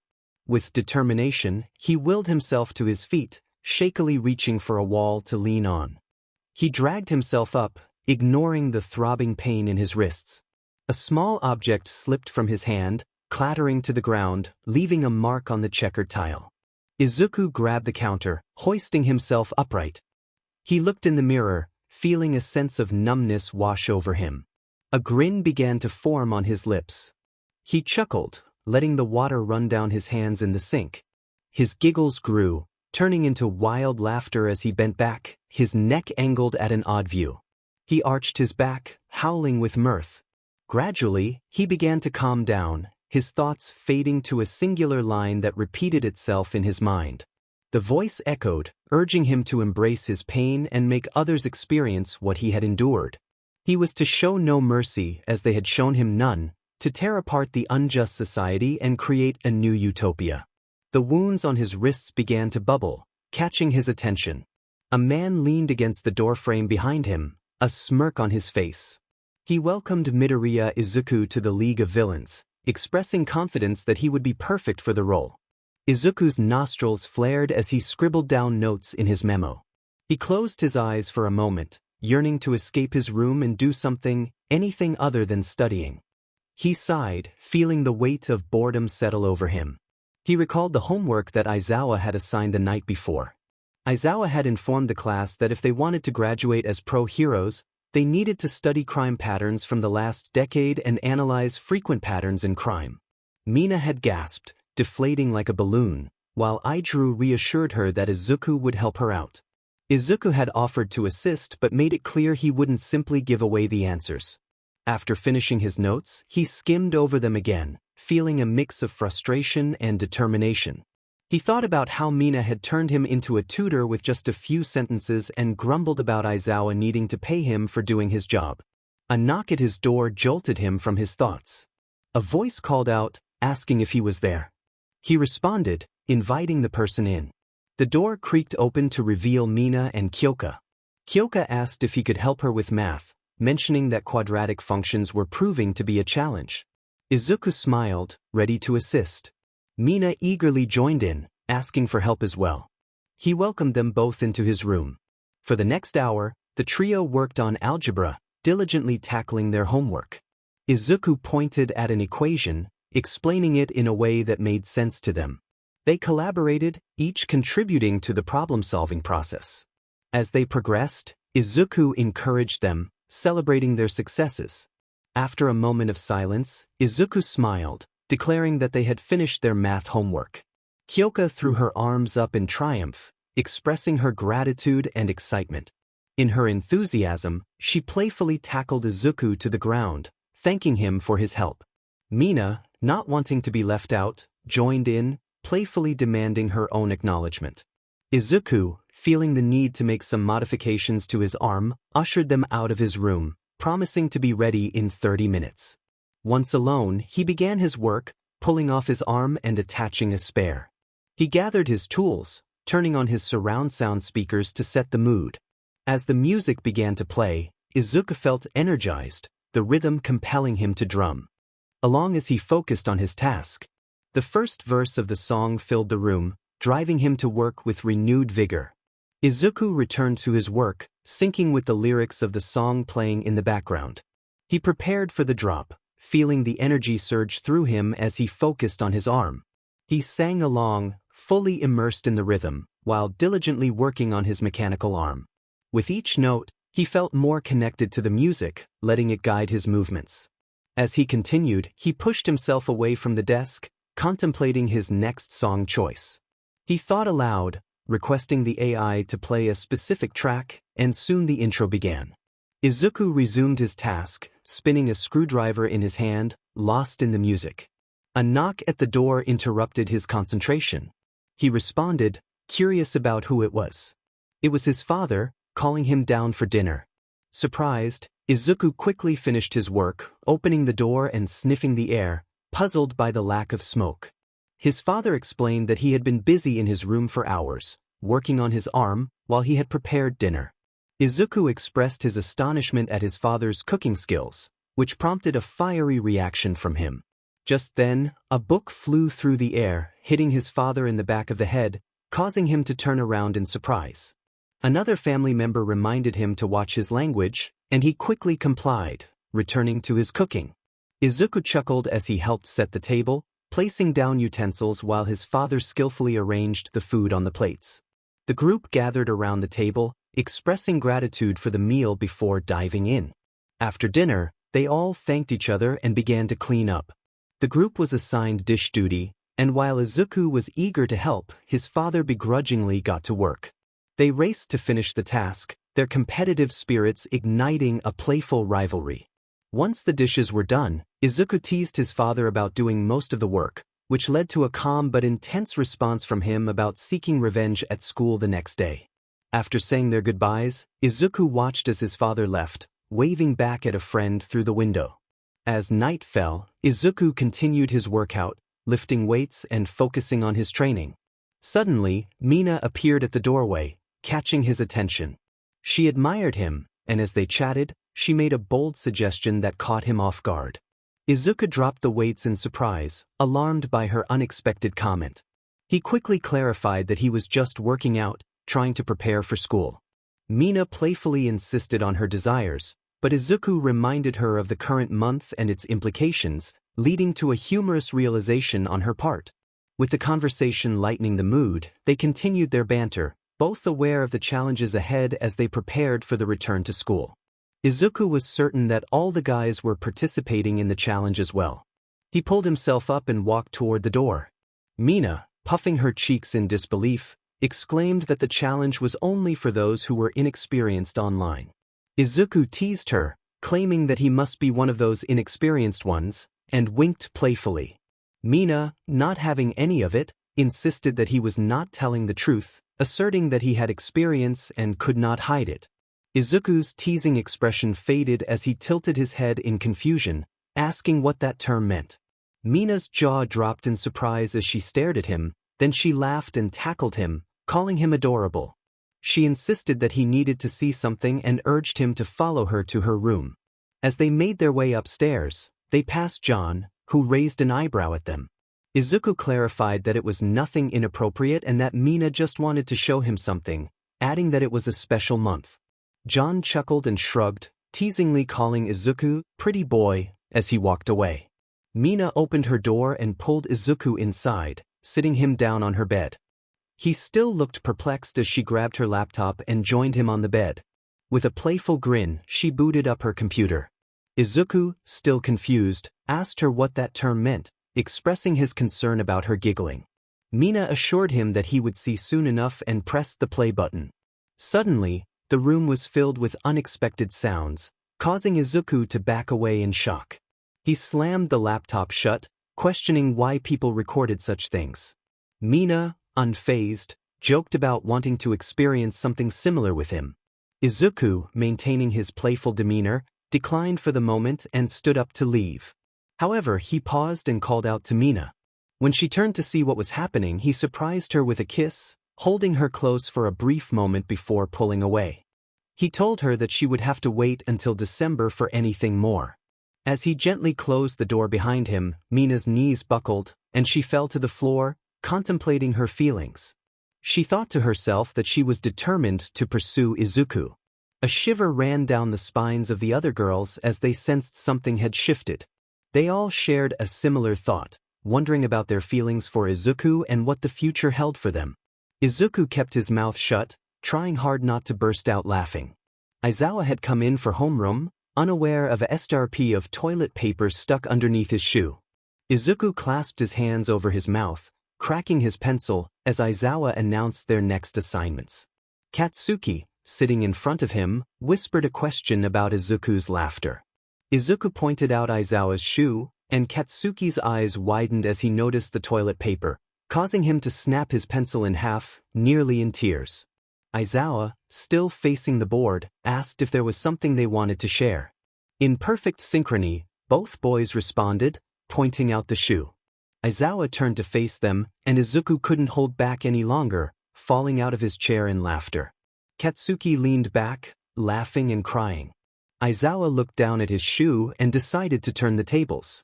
He pointed at Izuku, accusing him of having gotten drunk at 16, then turned to Katsuki, suggesting he had been NTMT with Kirishima.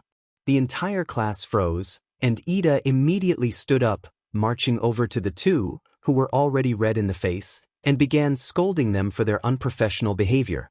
He asked Katsuki if it was at least sincere, which infuriated Katsuki.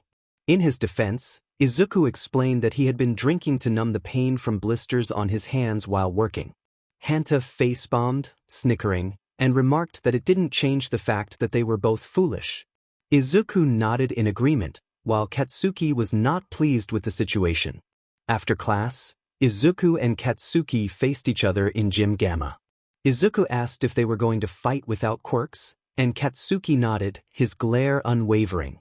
Izuku rushed forward, aiming a kick at Katsuki's knees. Katsuki backpedaled, trying to regain his footing. Izuku taunted him, grappling with the older boy. Katsuki growled and dropped to the ground, using his weight to throw Izuku off balance. With a swift motion, Katsuki kicked Izuku in the gut, causing him to cough and fall back. Scrambling to his feet, Izuku dodged Katsuki's follow-up attacks. As he observed Katsuki, he realized that everything about him was formidable, even the way he used gravity to his advantage. Katsuki charged forward, tackling Izuku to the ground. Izuku rolled backward, using his momentum to kick Katsuki off him. He pushed himself up and rushed at Katsuki, delivering a powerful spinning kick that connected with Katsuki's arm just in time for him to guard. Katsuki grimaced but advanced, roaring in determination. Izuku felt the pressure as Katsuki grabbed his face, causing him to fall back. His vision blurred for a moment, but instinct kicked in, and he grabbed Katsuki's hair, wrapping his legs around Katsuki's neck and applying pressure. A voice from behind them commented on the move, but Izuku remained focused on his struggle. Katsuki twisted his neck, trying to gain room to breathe, then lifted Izuku, preparing to slam him down again. In a surprising move, Izuku pulled back, lifting Katsuki with his legs and flipping him over onto the floor. Aizawa's voice interrupted their match, praising both boys for their performance. They turned to see Aizawa and the rest of the class watching. Izuku rubbed the back of his head, acknowledging the unexpected audience, while Katsuki teased their classmates for their stunned expressions. Aizawa then instructed the class to head back to pack up, except for Izuku, who was needed for a discussion with All Might. Izuku nodded, wiping his nose and jogging back to the main building. In the empty faculty room, Izuku searched around until All Might instructed him to sit. He noticed the mist covering the room and wondered what was happening. As the mist cleared, he saw an emaciated man with sunken eyes. Their eyes met, and Izuku blinked in surprise. All Might revealed his true form, explaining that he could only maintain this appearance for a short time each day. He introduced himself as Toshinori Yagi and extended his hand, which Izuku shook, smiling in return. All Might then shifted the conversation to a serious topic, emphasizing that it was something Izuku could not share with anyone. He believed Izuku would be the next symbol of peace and wanted to pass on his quirk to him. Izuku's eyes widened in shock.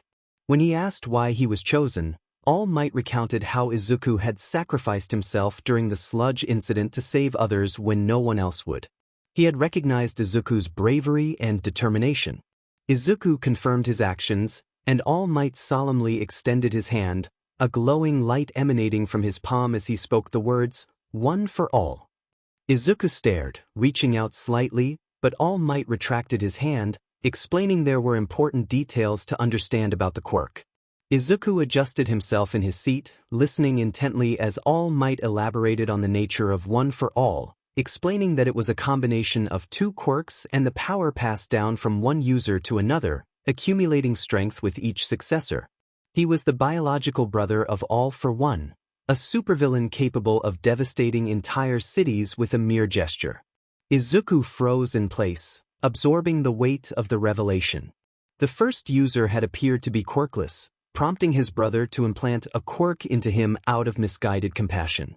However, the first user did possess a quirk, a seemingly useless one that allowed him to transfer his existing power to another. The quirk bestowed upon him was a stockpiling ability, enabling him to pass on his accumulated power to his successor. Izuku would be the ninth wielder of this incredible power. Toshinori paused, gauging Izuku's reaction. If he chose to accept, it would change everything. Looking into the boy's eyes, Toshinori felt a rush of recognition. He had seen that fierce determination before. A smile broke across his face as Izuku declared his willingness to take on the mantle. With that, Toshinori transformed into All Might, his heroic persona shining brightly. He asked Izuku if he would swear to become the greatest hero he could be, plucking a hair from his scalp as a symbolic gesture. Izuku stepped forward, his eyes filled with resolve, and held out his hand to receive the hair, ready to embrace his new destiny. Afterward, Izuku coughed, surprised by the sour taste of the hair. All Might shrugged, suggesting it might be hair gel. Despite the unpleasantness, Izuku expressed his gratitude and mentioned he had homework to finish. All Might wished him safety as he returned to his Toshinori form, and Izuku waved goodbye, closing the door behind him. The torch had been passed, and Toshinori felt a wave of relief wash over him. On his motorcycle, Izuku turned the ignition and slipped on his helmet, revving the engine as he sped down the road. At a stop sign, he glanced at the fuel gauge, realizing it was nearly empty. He decided to stop at a gas station. At the gas station, Izuku checked the screen displaying the fuel costs. Satisfied, he pulled the fuel pump from its socket and began refueling his motorcycle. As he worked, he heard a sound that made him uneasy, bare feet slapping against the concrete. He turned to see a girl with flowing white hair, dull red eyes, and bandages covering her arms. She wore a hospital gown. Concerned, Izuku approached her, but she rushed into him, seeking comfort. He knelt down, offering her a gentle smile and asking what was wrong. She whispered for help, tears welling in her eyes. Just then, a voice echoed from behind them, sending a chill down Izuku's spine. The man who appeared was imposing, and Izuku instinctively reached for his revolver. The man claimed the girl was his, but Izuku noticed the bandages covering her arms and questioned him about her injuries. The man brushed it off as minor, but Izuku's instincts told him otherwise. As the man stepped into the light, Izuku recognized him as one of the 8 precepts of death. The man revealed that since Izuku had seen his mask, he was now a witness and threatened him. Izuku's protective instincts kicked in as the girl clung to his jeans. He instructed her to run to his motorcycle and hide underneath it. She nodded, understanding the urgency. With a shout, Izuku drew his pistol and fired at the man. The shots rang out, and the man staggered back, but to Izuku's horror he quickly reformed, his body piecing itself back together. The man retaliated, slamming his hand into the ground and causing spikes to erupt from the concrete. Izuku narrowly avoided being impaled, but he felt the sting of BLD on his lips as he fought to regain his footing. He pulled out his revolver again, aiming at the man, who stood unfazed as the bullet struck him. Izuku's determination surged as he unfolded his blades and charged at the man. In a moment of distraction, he turned to the girl, urging her to run again. He felt the wound in his side, knowing he was in serious danger. Drawing on the power of One for All, his arm glowed with energy as he swung it forward, creating a shockwave that pushed the villain back. However, his mech arm shattered, and pain coursed through him as he realized he was injured. The villain taunted him, revealing he knew about Izuku's quirk. Izuku, fueled by anger and resolve, declared that he could keep fighting. The man lunged at him, leading to a fierce struggle. Izuku fought back, using every ounce of strength he had left, determined to protect the girl and himself from the threat looming over them. Izuku shot up, slamming his forehead into the villain's nose. Reeling back, the man shook his head, snapping out of his daze. Izuku unfolded the blade on his remaining arm and got into a stance, readying himself. The villain shook his head, insisting that Izuku just didn't know when to quit. Slamming his hands on the walls, the villain transformed them into spikes that surged toward Izuku, causing him to cry out in pain as he was thrown back, landing on the concrete. The villain approached, morphing his hand into a blade shape, raising it as if to deliver a final blow. Izuku closed his eyes, bracing for the worst, feeling a wave of despair wash over him as he thought of his friends and family. Suddenly, the sharp crack of gunfire echoed through the gas station. A voice shouted in anger, and Izuku's heart raced as he recognized it. Baba Yaga, filled with rage, fired bullet after bullet at the villain, the gun's muzzle flashing with each shot. John Wick, known as the Boogeyman hero, was using his quirk, intensity, to amplify the power of his shots. Each bullet flew faster, making it harder for the villain to evade. The villain, desperate, tried to shield himself with a slab of concrete. John, undeterred, pulled out a sniper rifle, loading it with armor-piercing rounds and taking aim. He pulled the trigger, the sound reverberating through the air. The villain smirked, but then unleashed a giant spike that pierced through John's body. Izuku screamed in horror as John's form fell limp against the concrete. Tears streamed down Izuku's face as he crawled toward John, desperate to reach him. He pleaded for John to get up, to not leave him alone. The BLD pooling beneath John made it difficult for Izuku to move, but he pushed through the pain. John coughed, his voice weak but filled with urgency, urging Izuku to keep moving forward and not to repeat his mistakes. With a final breath, John's eyes dulled, and Izuku's heart shattered. As footsteps approached, the villain taunted Izuku, claiming victory. Weakly, Izuku covered John's body with his own, accepting his fate. But then he felt something warm. He opened his eyes to see a little girl, tears in her eyes, placing her hands on him, wishing for him to live. With newfound strength surging through him, Izuku stood shakily, filled with rage and determination. He refused to let John die. His body began to heal, nerves and muscles reforming as he transformed. Izuku lunged forward, grabbing a gun from the ground and using it as a weapon. He sprang onto the villain's back, spinning in the air before landing a powerful kick that sent the villain staggering. With green lightning crackling around him, Izuku charged, delivering a punch that connected with the villain's face, causing a shockwave that filled the store with dust. When it cleared, Izuku stood over the defeated villain, a fierce determination in his eyes. He turned back to John, an idea forming in his mind. He pleaded with the girl to help him save his father. The girl, shaken but resolute, nodded and sat by John's side, a warm glow enveloping him as his wounds began to heal. Izuku thanked her and immediately began CPR, urging John to fight through. He pressed down on John's chest, listening for a heartbeat, but there was nothing. Desperate, he breathed for John, hoping for any sign of life. Then, a heartbeat echoed in his ears. John turned on his side, coughing violently, and Izuku embraced him, relief flooding over him. John, back from the brink, joked about his return, and Izuku pulled the girl close, grateful for her help. As sirens approached, John instructed them to return to the estate while he handled the aftermath. Izuku nodded, slipping on his helmet and placing a smaller one on the girl's head, telling her to hold on tight. Realizing his battle prosthetic was damaged, Izuku remembered what made his bike special. He opened a compartment under his seat, retrieving the remains of his cybernetic arms, ready to continue the fight. He threw the remains on the ground and turned back to his motorcycle. He jammed his arm into the open socket, feeling a jolt as his spare arm became attached. That jolt turned into a tingling sensation as his arm acclimated to its host. Izuku rolled his wrist, testing it out. Satisfied, he nodded and hopped back on the 𝐒𝐮𝐬𝐃𝐞𝐭𝐚𝐢𝐥𝐬. Izuku turned the ignition and revved the 𝐒𝐮𝐬𝐃𝐞𝐭𝐚𝐢𝐥𝐬 to life. Roaring off into the night, he accelerated into the darkness. He sped down the streets, with the little girl gripping his jacket tightly. His eyesight shifted to the right as he noticed a shadow lurking near the intersection. He screamed in frustration, wondering what was happening. The man in the shadows leaped forward, arrowed spikes shooting out from his hood. The arrows struck the bike, causing it to lurch to a crawl, launching both Izuku and the girl off.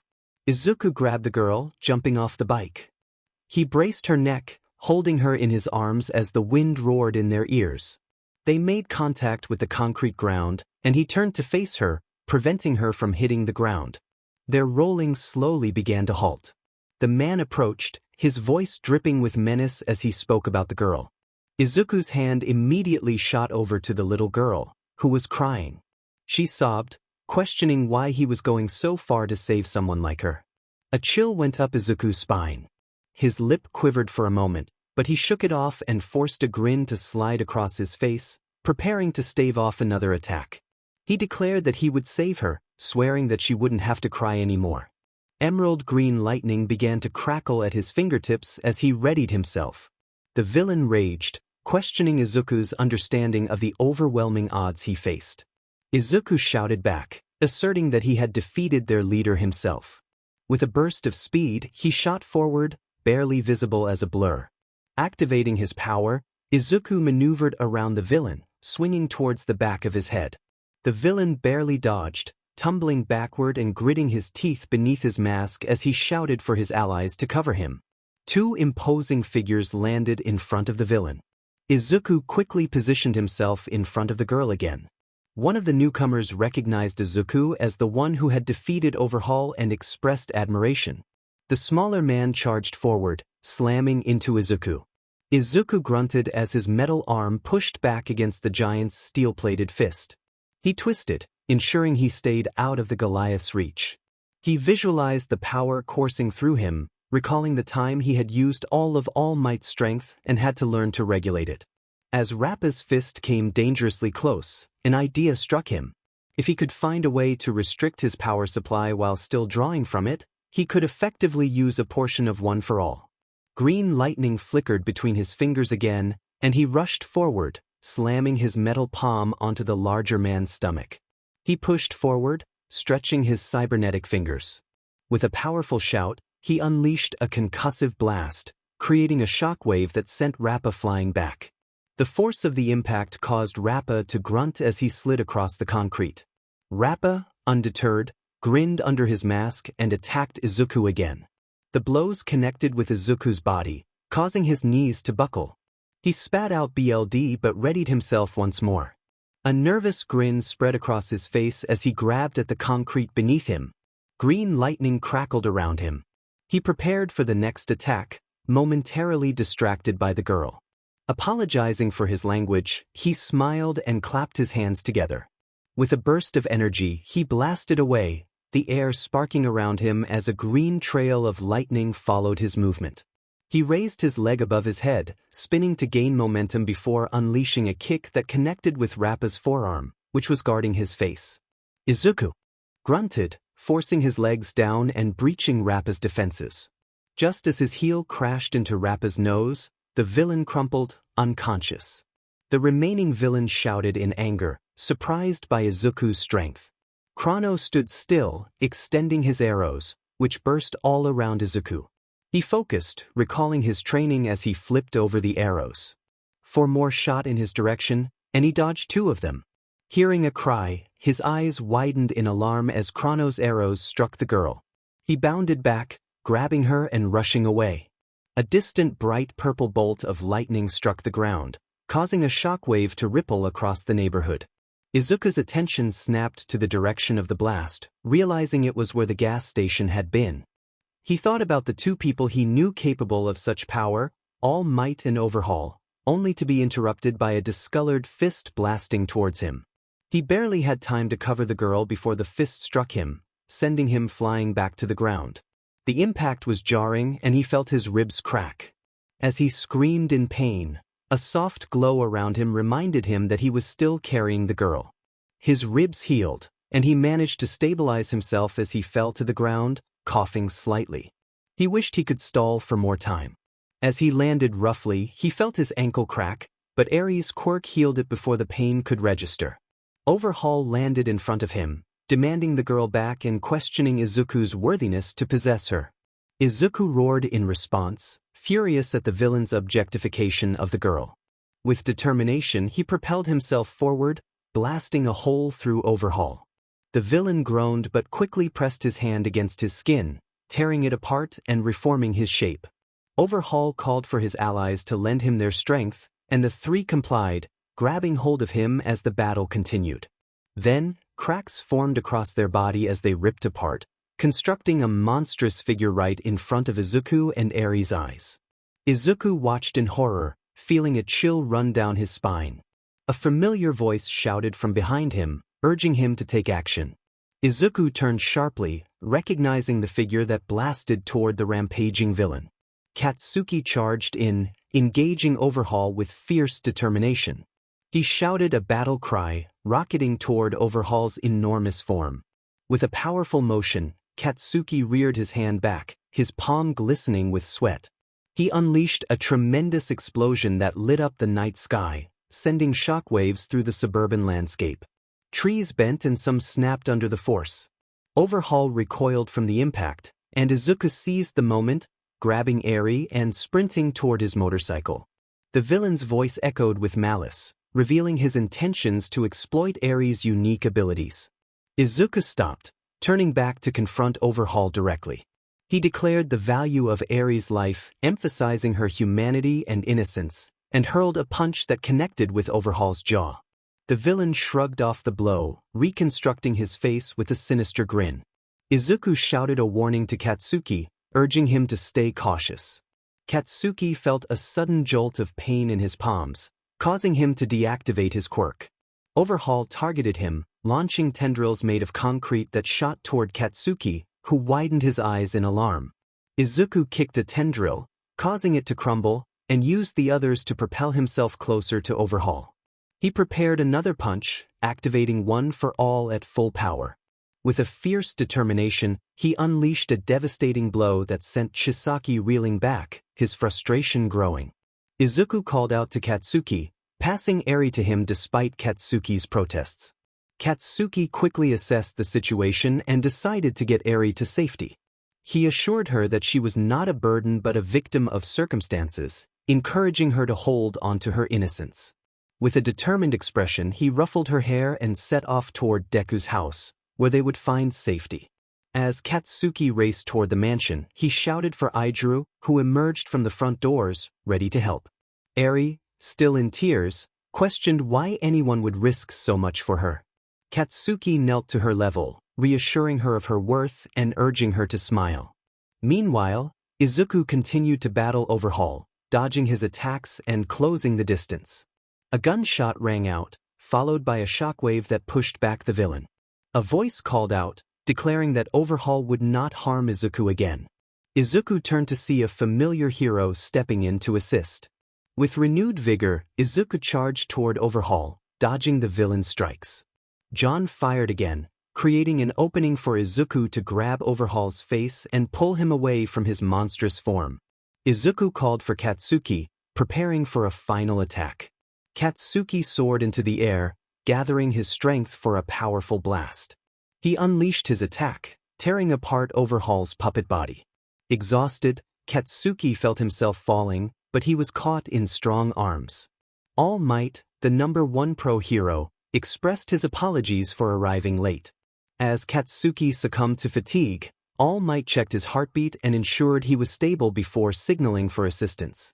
Izuku, still holding on to the defeated villain, began to spin, gaining momentum.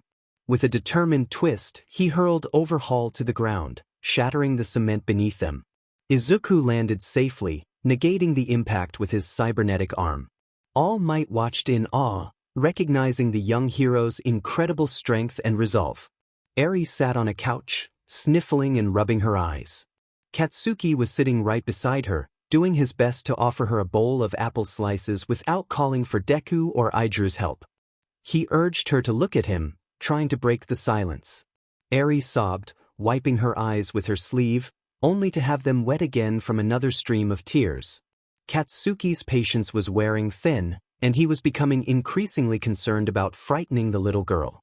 He set the bowl of apple slices down on the counter, causing a clatter that made Eri flinch and sob in fear. He softened his tone, telling her that he didn't know what kind of monster Chisaki had been to make her feel this way, but he knew she didn't deserve such torment. He suggested they grab some ice cream, recalling how his mother always said ice cream was the cure for everything. Standing up, he offered Eri his hand. Hesitantly, she took it and looked up at him, admitting she didn't know what ice cream was. Katsuki froze for a moment, pinching the bridge of his nose in disbelief. He vowed to himself that he would confront that Yakuza for what he had done. He explained to Eri that ice cream was the best thing she would ever taste. Gently, he picked her up, holding her in front of him, and reassured her that it would just be the two of them. Eri nodded shakily, biting her lip nervously. Noticing her anxiety, Katsuki leaned down and asked if she wanted a piggyback ride. Her eyes lit up with curiosity as she asked what a piggyback was. He told her to grab on, and as he lifted her onto his back, he called out to Deku and 𝐼𝐬𝐲, letting them know he was taking Eri for ice cream. A hand appeared from behind the counter, giving a thumbs up in response. Izuku informed him that Aizawa said to be back before 5:30 p.m., or he would personally come and put Katsuki to sleep. Katsuki blinked, processing the response, and then turned to see Izuku digging through the lower cabinets, explaining he was preparing dinner for Class 1. Katsuki reminded him that if it wasn't spicy, he wouldn't touch it, and Izuku playfully threatened him with a sandal to the face if he didn't eat what was served. Katsuki turned away, hiding a slight smile as he walked through the sliding glass doors of the 𝐒𝐮𝐬 Alliance dorm. He took a moment to reflect, clenching and unclenching his fists as memories of his mother's words echoed in his mind. He thought about how he had raised Eri and how important it was for her to treat others with kindness. He squatted down, looking over his shoulder at the little girl still holding on to him, and smirked before telling her to hang on because he was going to fly them to the sun. His hands crackled with energy before unleashing an explosion that sent them soaring into the air. Eri flinched, both terrified and excited, clinging to Katsuki as they ascended higher and higher. As they reached a certain height, Katsuki told her she could open her eyes now, reassuring her to not let go. Eri's eyes widened in awe as she took in the sight of clouds before her. She reached out to touch them, marveling at the gentle sunlight. Katsuki grinned at her delight, encouraging her to hang on as he blasted downwards.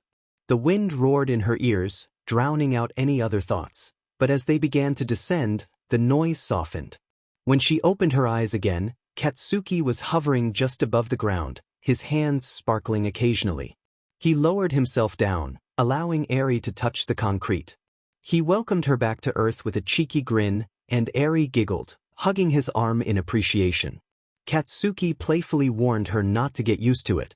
It was only because that nerd Deku wasn't there to see it. Eri looked at Katsuki with wide, curiosity-filled eyes and asked what a nerd was. Katsuki seemed taken aback by her calling him Big Brother. Just then, a voice called out, and Katsuki felt a shiver run down his spine. He instinctively put on a stoic expression and turned around. His mother stood there, and he greeted her with a forced smile.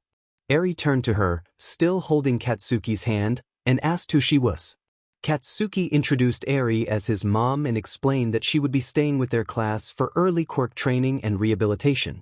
His mother questioned what he was doing with Eri, and he replied that he was taking her for ice cream before curfew. His mother teased him, expressing surprise at his kindness. Katsuki bit his tongue to hold back a curse as Eri asked if they could get ice cream now. He agreed, mentioning that Izuku was making dinner that night. His mother inquired about Izuku, recalling how he had changed since kindergarten. Katsuki remembered how Izuku had saved him from a sludge monster and mentioned their past friendship. As they walked, Katsuki noticed his mother following him and asked what she was doing. She expressed her longing to see Izuku and hinted that she wouldn't mind some ice cream too. Katsuki grumbled but led them to a store, asking Eri what flavor she wanted. She requested Neapolitan ice cream, mispronouncing it, which made Katsuki chuckle. His mother asked for her usual mint chocolate chip, and she knelt down to thank Eri for calling her pretty. Eri, confused, said she didn't look old, which made Mitsuki smile. Katsuki handed them their ice cream, surprising his mother with his unexpected kindness. He mentioned that he would drive them back to the dorms to see how Izuku had grown up and maybe enjoy some of his cooking. They arrived at Heights Alliance, and Mitsuki admired the building. Katsuki was interrupted when a cloth wrapped around him, pulling him forward. Aizawa, his teacher, informed him that he was 1 minute early and had drills planned for him. Katsuki raised his thumb and asked to be let down, mentioning that Deku had made food.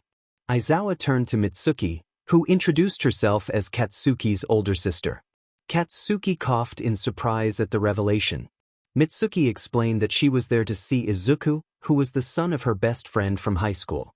Aizawa acknowledged that Izuku wouldn't mind a few extra mouths to feed. Izuku peeked out from the kitchen, and Mitsuki waved at him with a big smile. When he recognized Katsuki, he was shocked to learn that he was Kaken. Katsuki nodded, covering Eri's ears as she giggled at the commotion. Everyone shared a laugh, enjoying the moment. Meanwhile, outside the dorms, Shigaraki smiled as he spoke with 𝐒𝐬𝐲 about their secret weapon against their enemies. 𝐒𝐬𝐲 confirmed that the weapon was ready and would hold out long enough for their plan to succeed. Shigaraki instructed MK2 to be prepared as their mission would begin the next day. In a different place, Inko found herself in darkness, calling out for her son, Izuku. Panic set in as she searched the empty void, her sobs echoing around her. After what felt like an eternity, a faint light appeared, and she shuffled toward it, hoping for an escape. She discovered a door handle and, without hesitation, opened the door, stepping into a bright green light. As she adjusted to her surroundings, she realized she was in a container filled with bubbling green liquid. She noticed her body was much slimmer than she remembered, as if years of excess had vanished. Cords and cables were attached to her, and she could see through the glass in front of her, where 2 men stood, one wearing large glasses.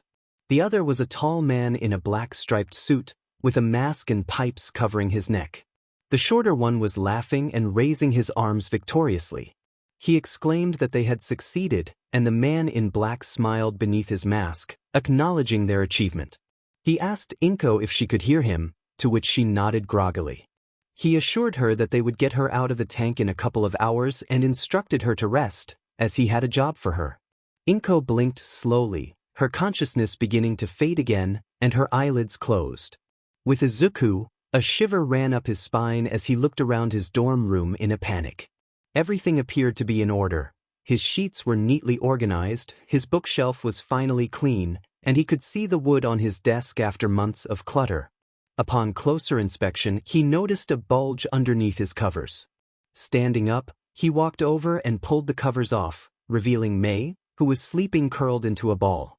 She mumbled about being too cold, turning over and wrapping herself tighter in the blankets. Izuku smiled, staring fondly at Mei for a moment before kissing her forehead and moving to his closet to change his shirt. He glanced at his whiteboard next to his desk, noting that it was Saturday and he had some time to spare.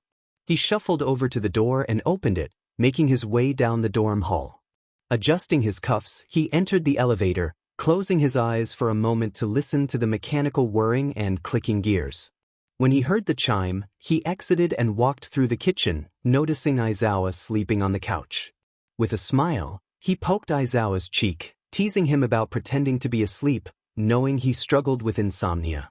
Aizawa blinked in response, and Izuku mentioned that his dad had told him about it. Aizawa grumbled about not wanting any kids and acknowledged that coffee was brewing. Izuku chuckled as he flopped onto the couch, jokingly claiming the coffee was for him and asking Aizawa to grab him a mug. Aizawa's deadpan expression prompted Izuku to relent, and he blinked in surprise when a slipper hit his face.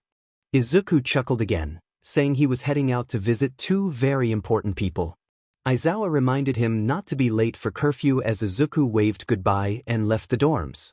Aizawa took a sip of the coffee, raising his eyebrows in appreciation and thinking about how well he had raised Izuku.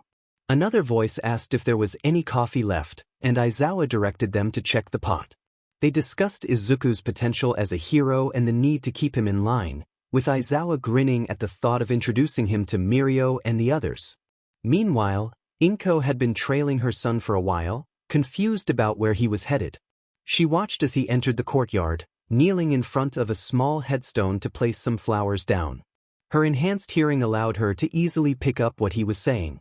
He spoke to Sho, updating him about the upcoming sports festival and mentioning that he had gotten to know Sho's grandparents, planning to invite them to the festival. After standing up and dusting off his knees, Izuku left the campus. Inko stared at the headstone a moment longer, reading the words carved into the stone that honored Sho. She stood for a moment, then turned away to follow Izuku again. As Izuku walked, he wondered if he should upgrade his hero costume, considering adapting it for his new abilities. He held onto the flowers tightly, momentarily distracted by thoughts of his prosthetic. Suddenly, he noticed a shadow moving behind him. His trained eyes turned as far back as they could without turning his head, catching movement on the rooftops. Gripping the flowers in one hand, he slowly reached for his revolver with the other. A swift movement from the shadow caused Izuku to spin around, drawing his revolver and pointing it at the rooftops. A gust of wind blew by, making him squint. When he opened his eyes, he saw the outline of a woman on the roof, her shining emerald hair blowing in the wind.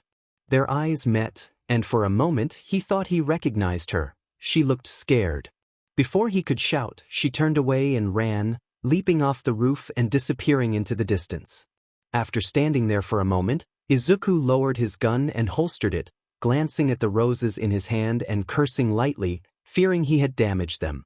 At the graveyard, Izuku laid the roses on the headstone, smiling sadly as he addressed his mother. He mentioned that it had been a while since they last spoke and that he was taking care of himself. He shared that the sports festival was coming up soon and asked her to watch over him. He recounted saving a girl named Eri from a difficult situation, explaining that he saw a bit of himself in her and couldn't leave her alone. He also mentioned reuniting with Kaken and meeting Mitsuki. Now they were kind of rivals, and Izuku thought he liked him. He was cool. Izuku sniffed indignantly, his knees feeling weak as he collapsed in front of his mother's grave. He missed her so much and sobbed quietly, rubbing his eyes as tears flowed freely. He wished she could see who he had become, how far he had come, and what she had inspired him to do. He promised himself that no matter what, he would never forget her. His heart throbbed with anguish, and as a gust of wind blew a rose petal off the flower, it drifted toward the horizon. Izuku's eyes followed the petal until it landed in the hands of a woman. He rose, reaching for his gun. The woman stepped forward, her form becoming visible as the light around her dimmed. She spoke softly, expressing her pride in him, and wiped a tear from his face. But just as quickly as she appeared, she was gone. Izuku whispered her name, feeling a deep sense of loss. He turned back to the grave and began to dig at the dirt beneath him, throwing it aside until he unearthed his mother's casket. He opened the casket door, only to find it empty. His hands hung loosely at his sides for a moment before they curled into fists, and he gritted his teeth, the sound of cracking bones echoing through the cemetery. A single tear fell from his face as he screamed to the heavens. Later, 𝐒𝐬𝐽 looked at Izuku, trying to comprehend the situation. He asked if someone had unearthed Izuku's mother without disturbing the dirt, revived her, and now she was roaming the streets of Japan. Izuku confirmed that this was what Apex had told him. 𝐒𝐬𝐽, skeptical, expressed disbelief, stating that it should be impossible to revive someone who had been dead for so long. Izuku slammed his fists on the table in frustration, demanding to know what other option there was. John, trying to keep the situation calm, reminded him that they were working to figure it out. Izuku's eyes conveyed his despair, and John recognized that look of hopelessness. He stepped forward and hugged his son, promising they would find his mother. Izuku sniffed in response. After the investigation, Mitsuki Bakugo answered the phone, and John Wick introduced himself, explaining that he needed to speak with her husband, and Katsuki about something urgent. Mitsuki agreed to meet and expressed concern for her family's safety. John, already on his way, urged her to prepare. He hung up and tossed his burner phone out of the window as he sped toward the Bakugo residence. As John raced through the streets, he grumbled to himself, the streetlights flashing by in a blur. When he finally reached the Bakugo home, he skidded to a stop, leaving the keys in the ignition. He rushed to the front door, vaulting the gate and pounding on the door while holding his pistol. The Minotaur roared, shaking violently and throwing Izuku off balance. Izuku slid away, quickly flipping back to his feet. The gunman stumbled up, clearly disoriented and dazed. Izuku waited, his eye glowing with intensity. He felt a surge of confidence, believing he could handle the situation. The man growled again and tore off his shirt, transforming into a minotaur, a creature that was half bull and half human. Izuku's mind raced, realizing the complexity of the battle ahead. Yet he grinned, feeling exhilarated by the challenge. The minotaur charged at Izuku, who sidestepped and grabbed one of its horns. Wrenching it to the side, Izuku brought up his arm and struck the horn with force, shattering the bone-like material. The minotaur gasped in pain and stumbled back, momentarily stunned. Izuku felt a sharp pain in his wrist and knuckles but pushed through it, determined to go for one last takedown. As the bull charged again, Izuku swept its legs out from underneath, sending it crashing to the ground. He grabbed the gunman's ankle and called out to a nearby security officer, requesting a pair of cuffs. The officer complied, handing them over with a hint of hesitation. Izuku wrapped the cuffs around the gunman's wrists, wincing as he used his injured hand. He urged the man to stay still, but suddenly, the gunman kicked backward, knocking the back of his head against Izuku's broken hand. Pain shot through Izuku, and he slumped against the guardrail, gritting his teeth. After a moment, he regained his composure and used his other hand to strike the man in the neck, knocking him out. With the cuffs secured, Izuku lifted the man and turned to the officer, asking where the car was. The officer assured him they would take it from there. Izuku mentioned the man's weight, prompting surprised reactions from the crowd. They speculated about the nature of Izuku's quirk, noting the glowing eye he had displayed earlier. As the policeman opened the door, Izuku loaded the man inside, who began to stir. The officer warned him about the anti-quirk cuffs, advising him to keep his head down in jail. The gunman muttered a curse as he settled into the car. Izuku stepped back, watching them drive away, waving and smiling as they left. Suddenly, John approached from behind and playfully slapped the back of Izuku's head. Izuku exclaimed in surprise, asking what that was for. John scolded him for his recklessness, expressing concern for his safety. Izuku thanked him for the assistance and asked if they could go home. John insisted he wasn't finished scolding Izuku yet. With a sigh, Izuku pinched the bridge of his nose, bracing himself for the lecture. After a thorough reprimand, John declared that as punishment for his recklessness, Izuku would train 5 times harder than usual. He warned that it would be an intense challenge. Izuku sighed again, following John through the streets of his hometown, ready to face whatever came next. Mitsuki opened the door, looking alarmed. She expressed her confusion about John's unexpected arrival, mentioning that Masaru and Katsuki were waiting in the living room. John acknowledged her and quickly ushered the Bakugo family through the front yard toward his car, keeping his weapon low but ready. He scanned the area carefully as he opened the rear doors of the charger, signaling for them to get in. Suddenly, the sound of shattering glass echoed nearby, and John's instincts kicked in. He aimed his gun at the front door, waiting for any sign of movement. A voice shouted from inside, ordering others to spread out and search for them. Katsuki instinctively summoned his powers, drawing John's attention. The tall man quickly tossed his phone into the car while maintaining his focus on the door. One of the intruders kicked through the front door, and John reacted swiftly, firing his weapon and taking down the threat. Mitsuki gasped as John jumped into the car, revving the engine and speeding away into the city. He glanced in the rearview mirror, noticing headlights closing in behind them. John addressed Masaru, confirming his name and asking if he had ever handled a gun before. Masaru nervously admitted he hadn't. Without taking his eyes off the road, John handed him a handgun, instructing him on its use and safety. He warned everyone to duck down in case they came under fire, urging Masaru to be ready as he accelerated. As the headlights drew closer, Masaru shouted about their approach. John encouraged him to wait until they were in range before shooting. He drifted around a corner, his mind racing with concern for the situation. Meanwhile, Izuku was in the nurse's office, asking Mei to grab his phone while he worked on a project. Chio, stitching up Izuku's arm, commented on the younger generation's attachment to their devices. When Izuku noticed his father's ringtone, he quickly realized that his dad needed backup, as Katsuki and his family were in danger. Mei enthusiastically handed him his jacket, explaining the upgrades she had made, including a full holographic HUD and flares for his motorcycle. Izuku appreciated her work and rushed out, motivated to help. Mei playfully encouraged him as he left, while Chio expressed her frustration about her job and the memories she wished to forget.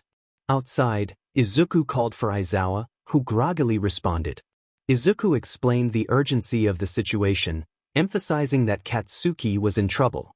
Aizawa quickly joined him, ready to assist. Izuku started the vehicle, revving the engines as they prepared to head out. He reassured Aizawa that he would stay close and guard the Bakugas when necessary. With determination, Izuku took off, racing toward his father and the unfolding crisis. He braced his arm as the rocket launched, fins deploying on its way to the target. An explosion erupted from the engine, causing the driver to lose control. The car spun out and flipped, shattering the pavement beneath it. Izuku regained control of his bike and skidded to a halt, staring at the chaotic scene before him.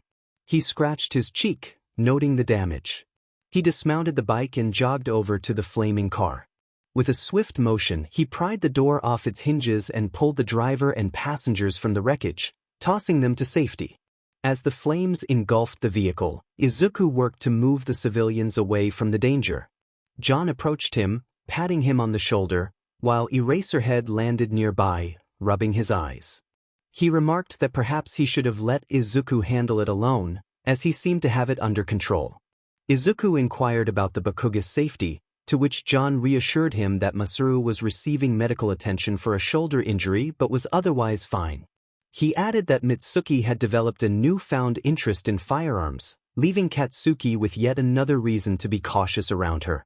Izuku nodded, glancing at the EMTs rushing to assist Masaru, who was comforted by a tearful Mitsuki. He felt a wave of relief wash over him, reflecting on the day's events. John then directed his attention to the press gathering around the scene, snapping pictures of the trio. Aizawa, visibly annoyed, turned away, muttering under his breath about the media. Izuku chuckled softly, shaking his head as he pulled out his phone. He retrieved his headphones from the bike's compartment, settling onto the seat. As music filled his ears, he began to drift off, exhaustion taking over. A tap on his back startled him, and he quickly regained his balance, sitting upright. He removed his headphones and looked up at the officer behind him. He greeted her sheepishly, apologizing for not noticing her sooner. The officer smiled kindly, but her expression turned serious as she informed him that eyewitnesses claimed he had used his quirk during the chase. Without a hero registration license, he could face consequences. She requested that he accompany her to make her job easier, appearing weary. Acknowledging her request, Izuku agreed to follow her after informing John of his situation. He approached John, explaining that he needed to clarify some details at the police station and provide information about the villains involved in the attack. John nodded, instructing him to let the authorities know he had authorized Izuku's cooperation if necessary. Izuku returned to the officer, who gestured for him to follow her to a police car. He climbed into the back seat and tapped on the officer's window, inquiring if he was being arrested. She explained that while technically he was, his cooperation allowed for some flexibility, and she preferred him to ride in the front to avoid unnecessary media attention. As they drove to the police station, John was busy trying to evade the media. He noticed a pair of unsettling eyes watching him from the crowd. Stepping out of his car, he approached the source of the gaze, pulling his weapon as he jogged toward the figure. Suddenly, a scream pierced the air, and the crowd parted to reveal a man on the ground, writhing in distress as his body began to crumble. John's instincts kicked in, and he raised his weapon, firing at the assailant as he rushed forward. The hooded figure dodged his attacks but lunged at John with an outstretched hand. Analyzing the situation, John realized the villain was overly reliant on that hand.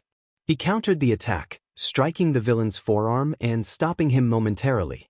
Aiming carefully, he fired again, the shot resulting in a burst of red mist as the villain's hand was injured. The hooded man retreated, cursing under his breath. John declared him under arrest, but the villain's blood red eyes locked onto his. He ominously warned John that the League of Villains would not rest until they achieved their goals, hinting at a larger threat. Just as John aimed to fire again, the man vanished into a purple mist, disappearing into the shadows. Frustrated, John returned to the task at hand, ready to face whatever challenges lay ahead at the police station. John Wick, your father gave you express permission to attack 2 villain ethos. The officer asked, filling out some paperwork. Yes, that's correct. And you didn't use your quirk, but military-authorized and government-approved battle prosthetics. She reiterated, looking up at the teenager, who was sharpening his mantis blade. Also correct. And you were told to protect the Bakugo family and keep casualties and collateral damage to a minimum. She rolled up a newspaper and lightly tapped him on the head. Don't me, you reckless brat. I don't need to feel any older than I already am, she huffed. Izuku's eye glowed red as he stared at her. You're exhausted, aren't you? He observed. She froze, looking at him. How did you? There are bags under your eyes. Your body language indicates fatigue, not to mention your bloodshot eyes and grumpy attitude, he stated, looking at his blade proudly before starting to polish it again. Yeah, she replied, meekly looking down. Have you been working overtime? Izuku asked, the red in his eye fading. The woman nodded, sighing. Wow, you'd get along well with my teacher, Eraserhead. Why not? She said, raising an eyebrow. Izuku nodded and looked at her again. But there's also something I need to discuss with the chief about. It's regarding who attacked the Bakugos. The officer looked at him and shifted her gaze to the glass wall in front of them. Chief, I assume you can take it from here, she stated, standing up. The door to the room opened, and a man with a dog's head walked in. He placed his hand on the officer's shoulder. Thanks for your hard work, 𝐒𝐬, he said. Izuku watched the woman leave the room and focused on the man occupying the space in front of him. So, what did you need to talk with me about, young hero? He gruffly asked. This, Izuku said, opening his HUD and projecting the screen out to show the video feed of him fighting the villains. He froze the feed on the moment where he saw the villain's face. Zooming in, he swiped with his right hand, pulling up records of the suspects and their previous records. Jun Himeda, Kentaro Kajimura, and Daisuke Tadashi. All 3 of them were previously apprehended and held for misdemeanors and minor crimes. They were also present in the 𝐒𝐮𝐦𝐦𝐬 attack, Izuku explained, pulling up video feeds of the 𝐒𝐮𝐦𝐦𝐬 facilities, freeze-framing and zooming in on their faces. So, you're saying that these 3 incidents were coordinated by the same people? The police chief asked. I'm saying that it's a possibility, Izuku responded, turning off his HUD. And if it's possible, I'd like to work with this police station more often. This area seems to be a hotspot for crime right now. Not to mention the villains are obviously plotting something. Very well, as long as it doesn't interfere with your classwork or homework, I believe Nizu should authorize it, the chief nodded. I'll give him a call, Izuku confirmed. And I see you've already met 𝐒𝐬, our leading officer, the chief added. Yeah, and let me tell you, she needs a break, Izuku said. The police chief sighed, pinching his nose. He waved to the glass, and a man holding 2 coffee mugs walked in. The chief signaled to the table, and the man nodded, handing Izuku a cup and setting the other one down across from him. Thanks, Izuku said, grabbing the cup. Sitting down across from him, the tall dog man began to drink the coffee. See, that's the thing. Most of us here at the station have weak quirks or mutation-based quirks. I can guarantee that at some point, these hardworking guys wanted nothing more than to be heroes. 𝐒𝐬 was no exception. But she's quirkless. And despite that, she works harder than anybody here, the the chief explained, placing his cup down. Oh, Izuku said, looking down for a moment, thinking. I appreciate your efforts to break down her walls. Something tells me that she might need a friend to talk to about it, the chief added. Izuku smiled. That's what being a hero's all about, isn't it? He stood up, thanking the chief. Asking where to go from the interrogation room, he got the directions and started to head off but was grabbed by the back of the collar. You'll be getting a ride home from Kayama herself. She offered. The chief smiled at him, patting the young hero on the shoulder. Izuku thought to himself, wondering if that was a smile or a snarl. He couldn't tell with the man's dog head. Alright kid. Let's get going, the woman chuckled, grabbing his wrist and walking out of the station. In the car, Kayama avoided his eyes, but she could feel his stare boring into her cheek. Finally, she spoke up. Go ahead, ask it. It's better than what you're doing now, she stated, turning onto a street. Are you related to Nemuri-sensei? He asked immediately. Yeah, I'm her younger sister. And I'm quirkless. Surprise, surprise, she snarked. Izuku's brow twitched, and he folded his arms stubbornly.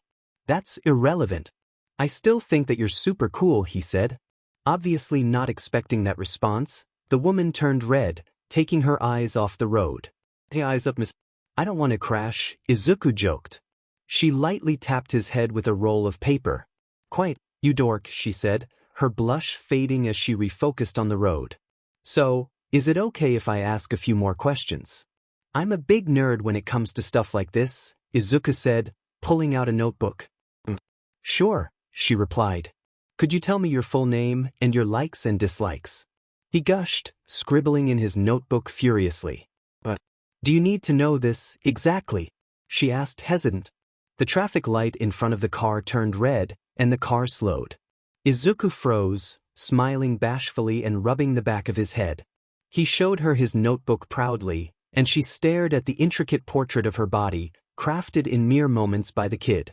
I have a hobby where I ask some questions to heroes and people I admire. I've done some sketches on Aizawa, my classmates, and even your sister. I somehow managed to get All Might's info on here. He grinned. Is that your quirk? She asked, incredulous at the amount of detail put into her portrait. No, I've always just loved to draw, he admitted.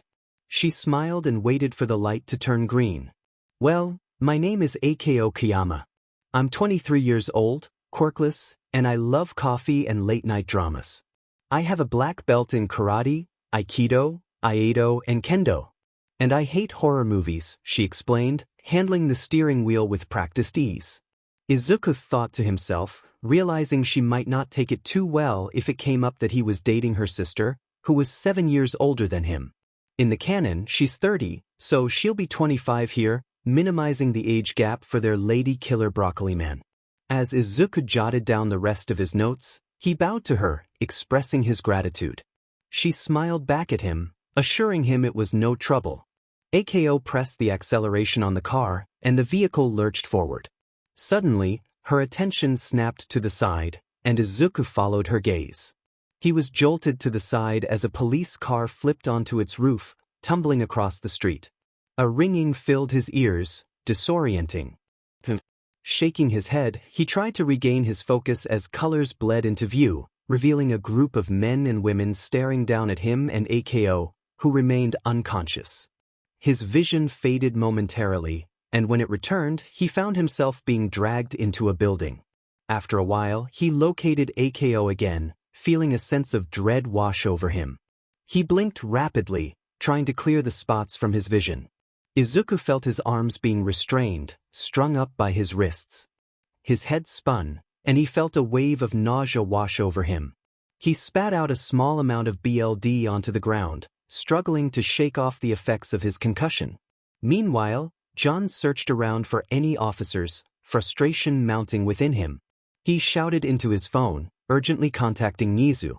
He informed him of a coordinated attack targeting heroes and civilians alike, urging for a state of emergency and a mandatory lockdown. A sense of foreboding filled his voice as he expressed his concerns. Nizu acknowledged the situation, promising to alert the JSDF and the government, while also calling for All Might to be on standby, suspecting the involvement of a notorious villain. John's attention shifted to a large billboard that crackled to life, revealing a group of men and women, including the one he had just confronted. A figure introduced himself as Tamura Shigaraki, recalling a previous attack on UA High School. He taunted the audience, claiming that All Might would not be able to save them this time. He then pointed out Izuku, revealing his identity as Midoriya, and the tension in the air thickened. John's heart sank as Shigaraki pointed to 𝐒𝐬, who was also restrained. At UA High, Nemuri watched in horror, tears streaming down her face as she realized her sister was in danger. A chill ran down her spine as Shigaraki continued his taunts. He proclaimed 𝐒𝐬 to be part of the 20% of the population that was quirkless, mocking her status. His demeanor shifted as he promised to show the audience something significant, a sinister smile spreading across his face. A shadowy figure stepped into view, revealing a masked man who spoke of turning the world upside down. John felt a wave of dread wash over him as he realized the implications of their message. Elsewhere, All Might observed the scene from a rooftop, feeling a deep sense of foreboding as he recognized the threat. Back with John, the masked man prepared to demonstrate his intentions. Izuku's world slowly came into focus, illuminated by floodlights. He could barely make out the shapes and voices around him, but he sensed a presence before him. Looking up, he saw a black mask and heard the man introduce himself as All for One, his voice unnervingly human. Izuku struggled against his restraints, feeling a surge of anger. All for One acknowledged his defiance with a twisted smile, reaching out to grasp Izuku's face. A wave of fear washed over Izuku as he felt a chilling sensation coursing through him, his heartbeat racing. All for One's smile widened as Izuku let out a scream filled with pain and despair. The villains surrounding them shuddered at the sound, a chilling reminder of their own vulnerability. Leaning closer, All for One whispered that one day, Izuku would forgive him for this. With a sudden motion, All for One stepped away, holding something in his hand. He addressed the audience, presenting a gift to those who were quirkless, inviting them to rise and join him. He held a glowing orb of light, moving toward 𝐒𝐬 with a menacing intent. He placed the orb at her chest level, and tendrils of light began to seep into her body. 𝐒𝐬 watched in horror as the tendrils reached deep within her, absorbing the orb completely. Izuku struggled against his bindings, desperate to help her, but was held firmly in place. All for One released 𝐒𝐬, allowing her to collapse to the floor. He muttered about forced quirk activation, extending his hand toward her. As his fingertips glowed ominously, Izuku watched in disbelief as they pierced into 𝐒𝐬's unmoving form. Slowly, 𝐒𝐬's body shifted, and she rose to her feet, a new energy radiating from her. Her eyes opened, and Izuku watched in horror as he realized what had just happened. Her left eye glowed red as she looked around, taking in her surroundings. She shuffled towards him, calling his name softly. Izuku urged her to find a way out of there immediately, feeling the weight of the situation pressing down on him. All for One waved his hand, and a warp gate enveloped Izuku, 𝐒𝐬, and himself. The gate closed suddenly, and the world flashed into view. Izuku found himself still strung up against a pike, while 𝐒𝐬 struggled to undo his bindings. But All for One waved his hand again, and 𝐒𝐬's movements halted. She whimpered his name as she moved in front of him. Izuku's gaze was fixed on her as she floated above the ground, her eyes meeting his once more. She gulped, shuddering midair. All for One smiled and removed the clunky metal mask from his face. Izuku's heart raced in terror as the man turned around, revealing his unsettling appearance. His eye sockets were hollow, grafted over with skin, and his teeth were unnaturally white, devoid of a nose. He pointed at the tubes running through his neck and into his suit, letting out a low, dangerous chuckle.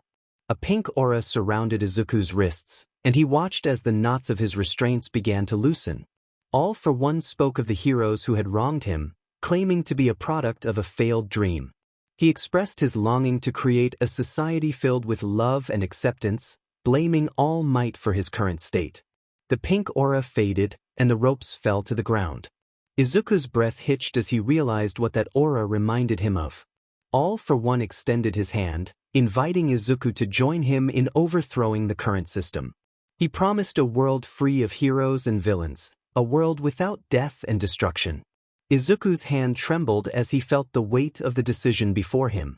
𝐒𝐽𝐬 began to struggle, shouting at him not to listen to the villain. As Izuku's hand reached out, 𝐒𝐽𝐬 whispered in despair. All for One's smile widened, and he laughed with delight, reveling in the moment. He taunted the fallen heroes, claiming victory over them. Izuku's grip tightened on All for One's hand, causing the villain to look down in confusion. Izuku's voice emerged, barely audible, as he questioned the nature of the dark tendrils that began to snake around them. All for One leaned in, straining to hear him. The black tendrils wrapped around 𝐒𝐽𝐬, moving her gently away from the two of them. She muttered in confusion, unable to comprehend the unfolding events. Izuku's voice thundered, demanding to know whose quirk had been used. The black tendrils halted and shot toward All for One, wrapping around him as Izuku began to float. His voice became disembodied, resonating with power as he confronted the villain. Lightning crackled around them, electrifying the air. 𝐒𝐽𝐬 watched in disbelief as Izuku glowed with a spectrum of colors, the tendrils lifting him and All for One into the sky. The atmosphere darkened, and lightning danced around them. All for One broke free from his restraints, chuckling as he dismissed Izuku's concerns. Izuku demanded to know how many quirks All for One had stolen, his voice filled with rage. The villain revealed the staggering number of quirks he had taken over centuries, each one a shattered dream. Izuku vowed not to let the villain leave alive, raising his hands crackling with pure energy. Meanwhile, John watched in terror as the villain stole his son's quirk and transferred it to another woman. He felt helpless as chaos unfolded around him. Suddenly, his phone blared with All Might's voice, informing him that Izuku was alive and had All for One in his grasp. John demanded to know where, and All Might responded urgently, directing him to Hosu. Izuku faced All for One, the black tendrils clashing with the villain's dark energy. 𝐒𝐽𝐬 watched in awe as the two forces collided, the air filled with tension. Izuku let out a powerful roar, pushing forward against the villain's defenses. All for One grunted, acknowledging Izuku's strength but reminding him of his own vast experience. He seethed as he pursued his son, declaring that Izuku could not scratch him. With a focused determination, Izuku activated his Kinetic Booster Plus, springing into action. He noticed All for One's arm contorting and compressing, drawing in the air around it. Izuku dashed over to 𝐒𝐽𝐬, shielding her with dark tendrils as shockwaves erupted around them. The ground beneath them was acid of life, blown away by the intense air pressure. He muttered to himself about needing to minimize collateral damage. A voice echoed in his mind, urging him to use its power, insisting that it had waited too long for this moment.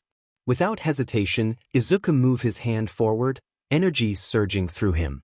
The voice encouraged him to act on instinct, and his hand became enveloped in a radiant, crystalline aura, shimmering with multiple colors. In unison, they shouted for a smokescreen, feeling their souls align. All for One stumbled momentarily as the ground trembled beneath him. He sensed the tendrils swirling around, forming a barrier around them. 𝐒𝐽𝐬 struggled against the tendrils, desperate to escape her confinement. Izuku's voice resonated within the small chamber, warning her to stay put for her safety. He charged at the villain, delivering a powerful blow with all his might. The impact rattled his bones, yet he pushed through the pain to strike again, fiercely kicking at his father's face. All for One groaned, momentarily stunned, but quickly lifted his hand to retaliate. Izuku slipped through his grasp, filled with rage as he blasted the tendrils outward, restraining All for One. He prepared for another strike, but All for One grinned, declaring that the situation was becoming tiresome. He broke free from his bindings and teleported to Izuku, landing a punch to his gut. Doubling over, Izuku felt the kinetic energy surge through him, reflecting in every direction. He gritted his teeth, groaning as he rolled away from another attack. All for One taunted him, boasting about stealing his quirk and breaking free, claiming that Izuku was running on empty.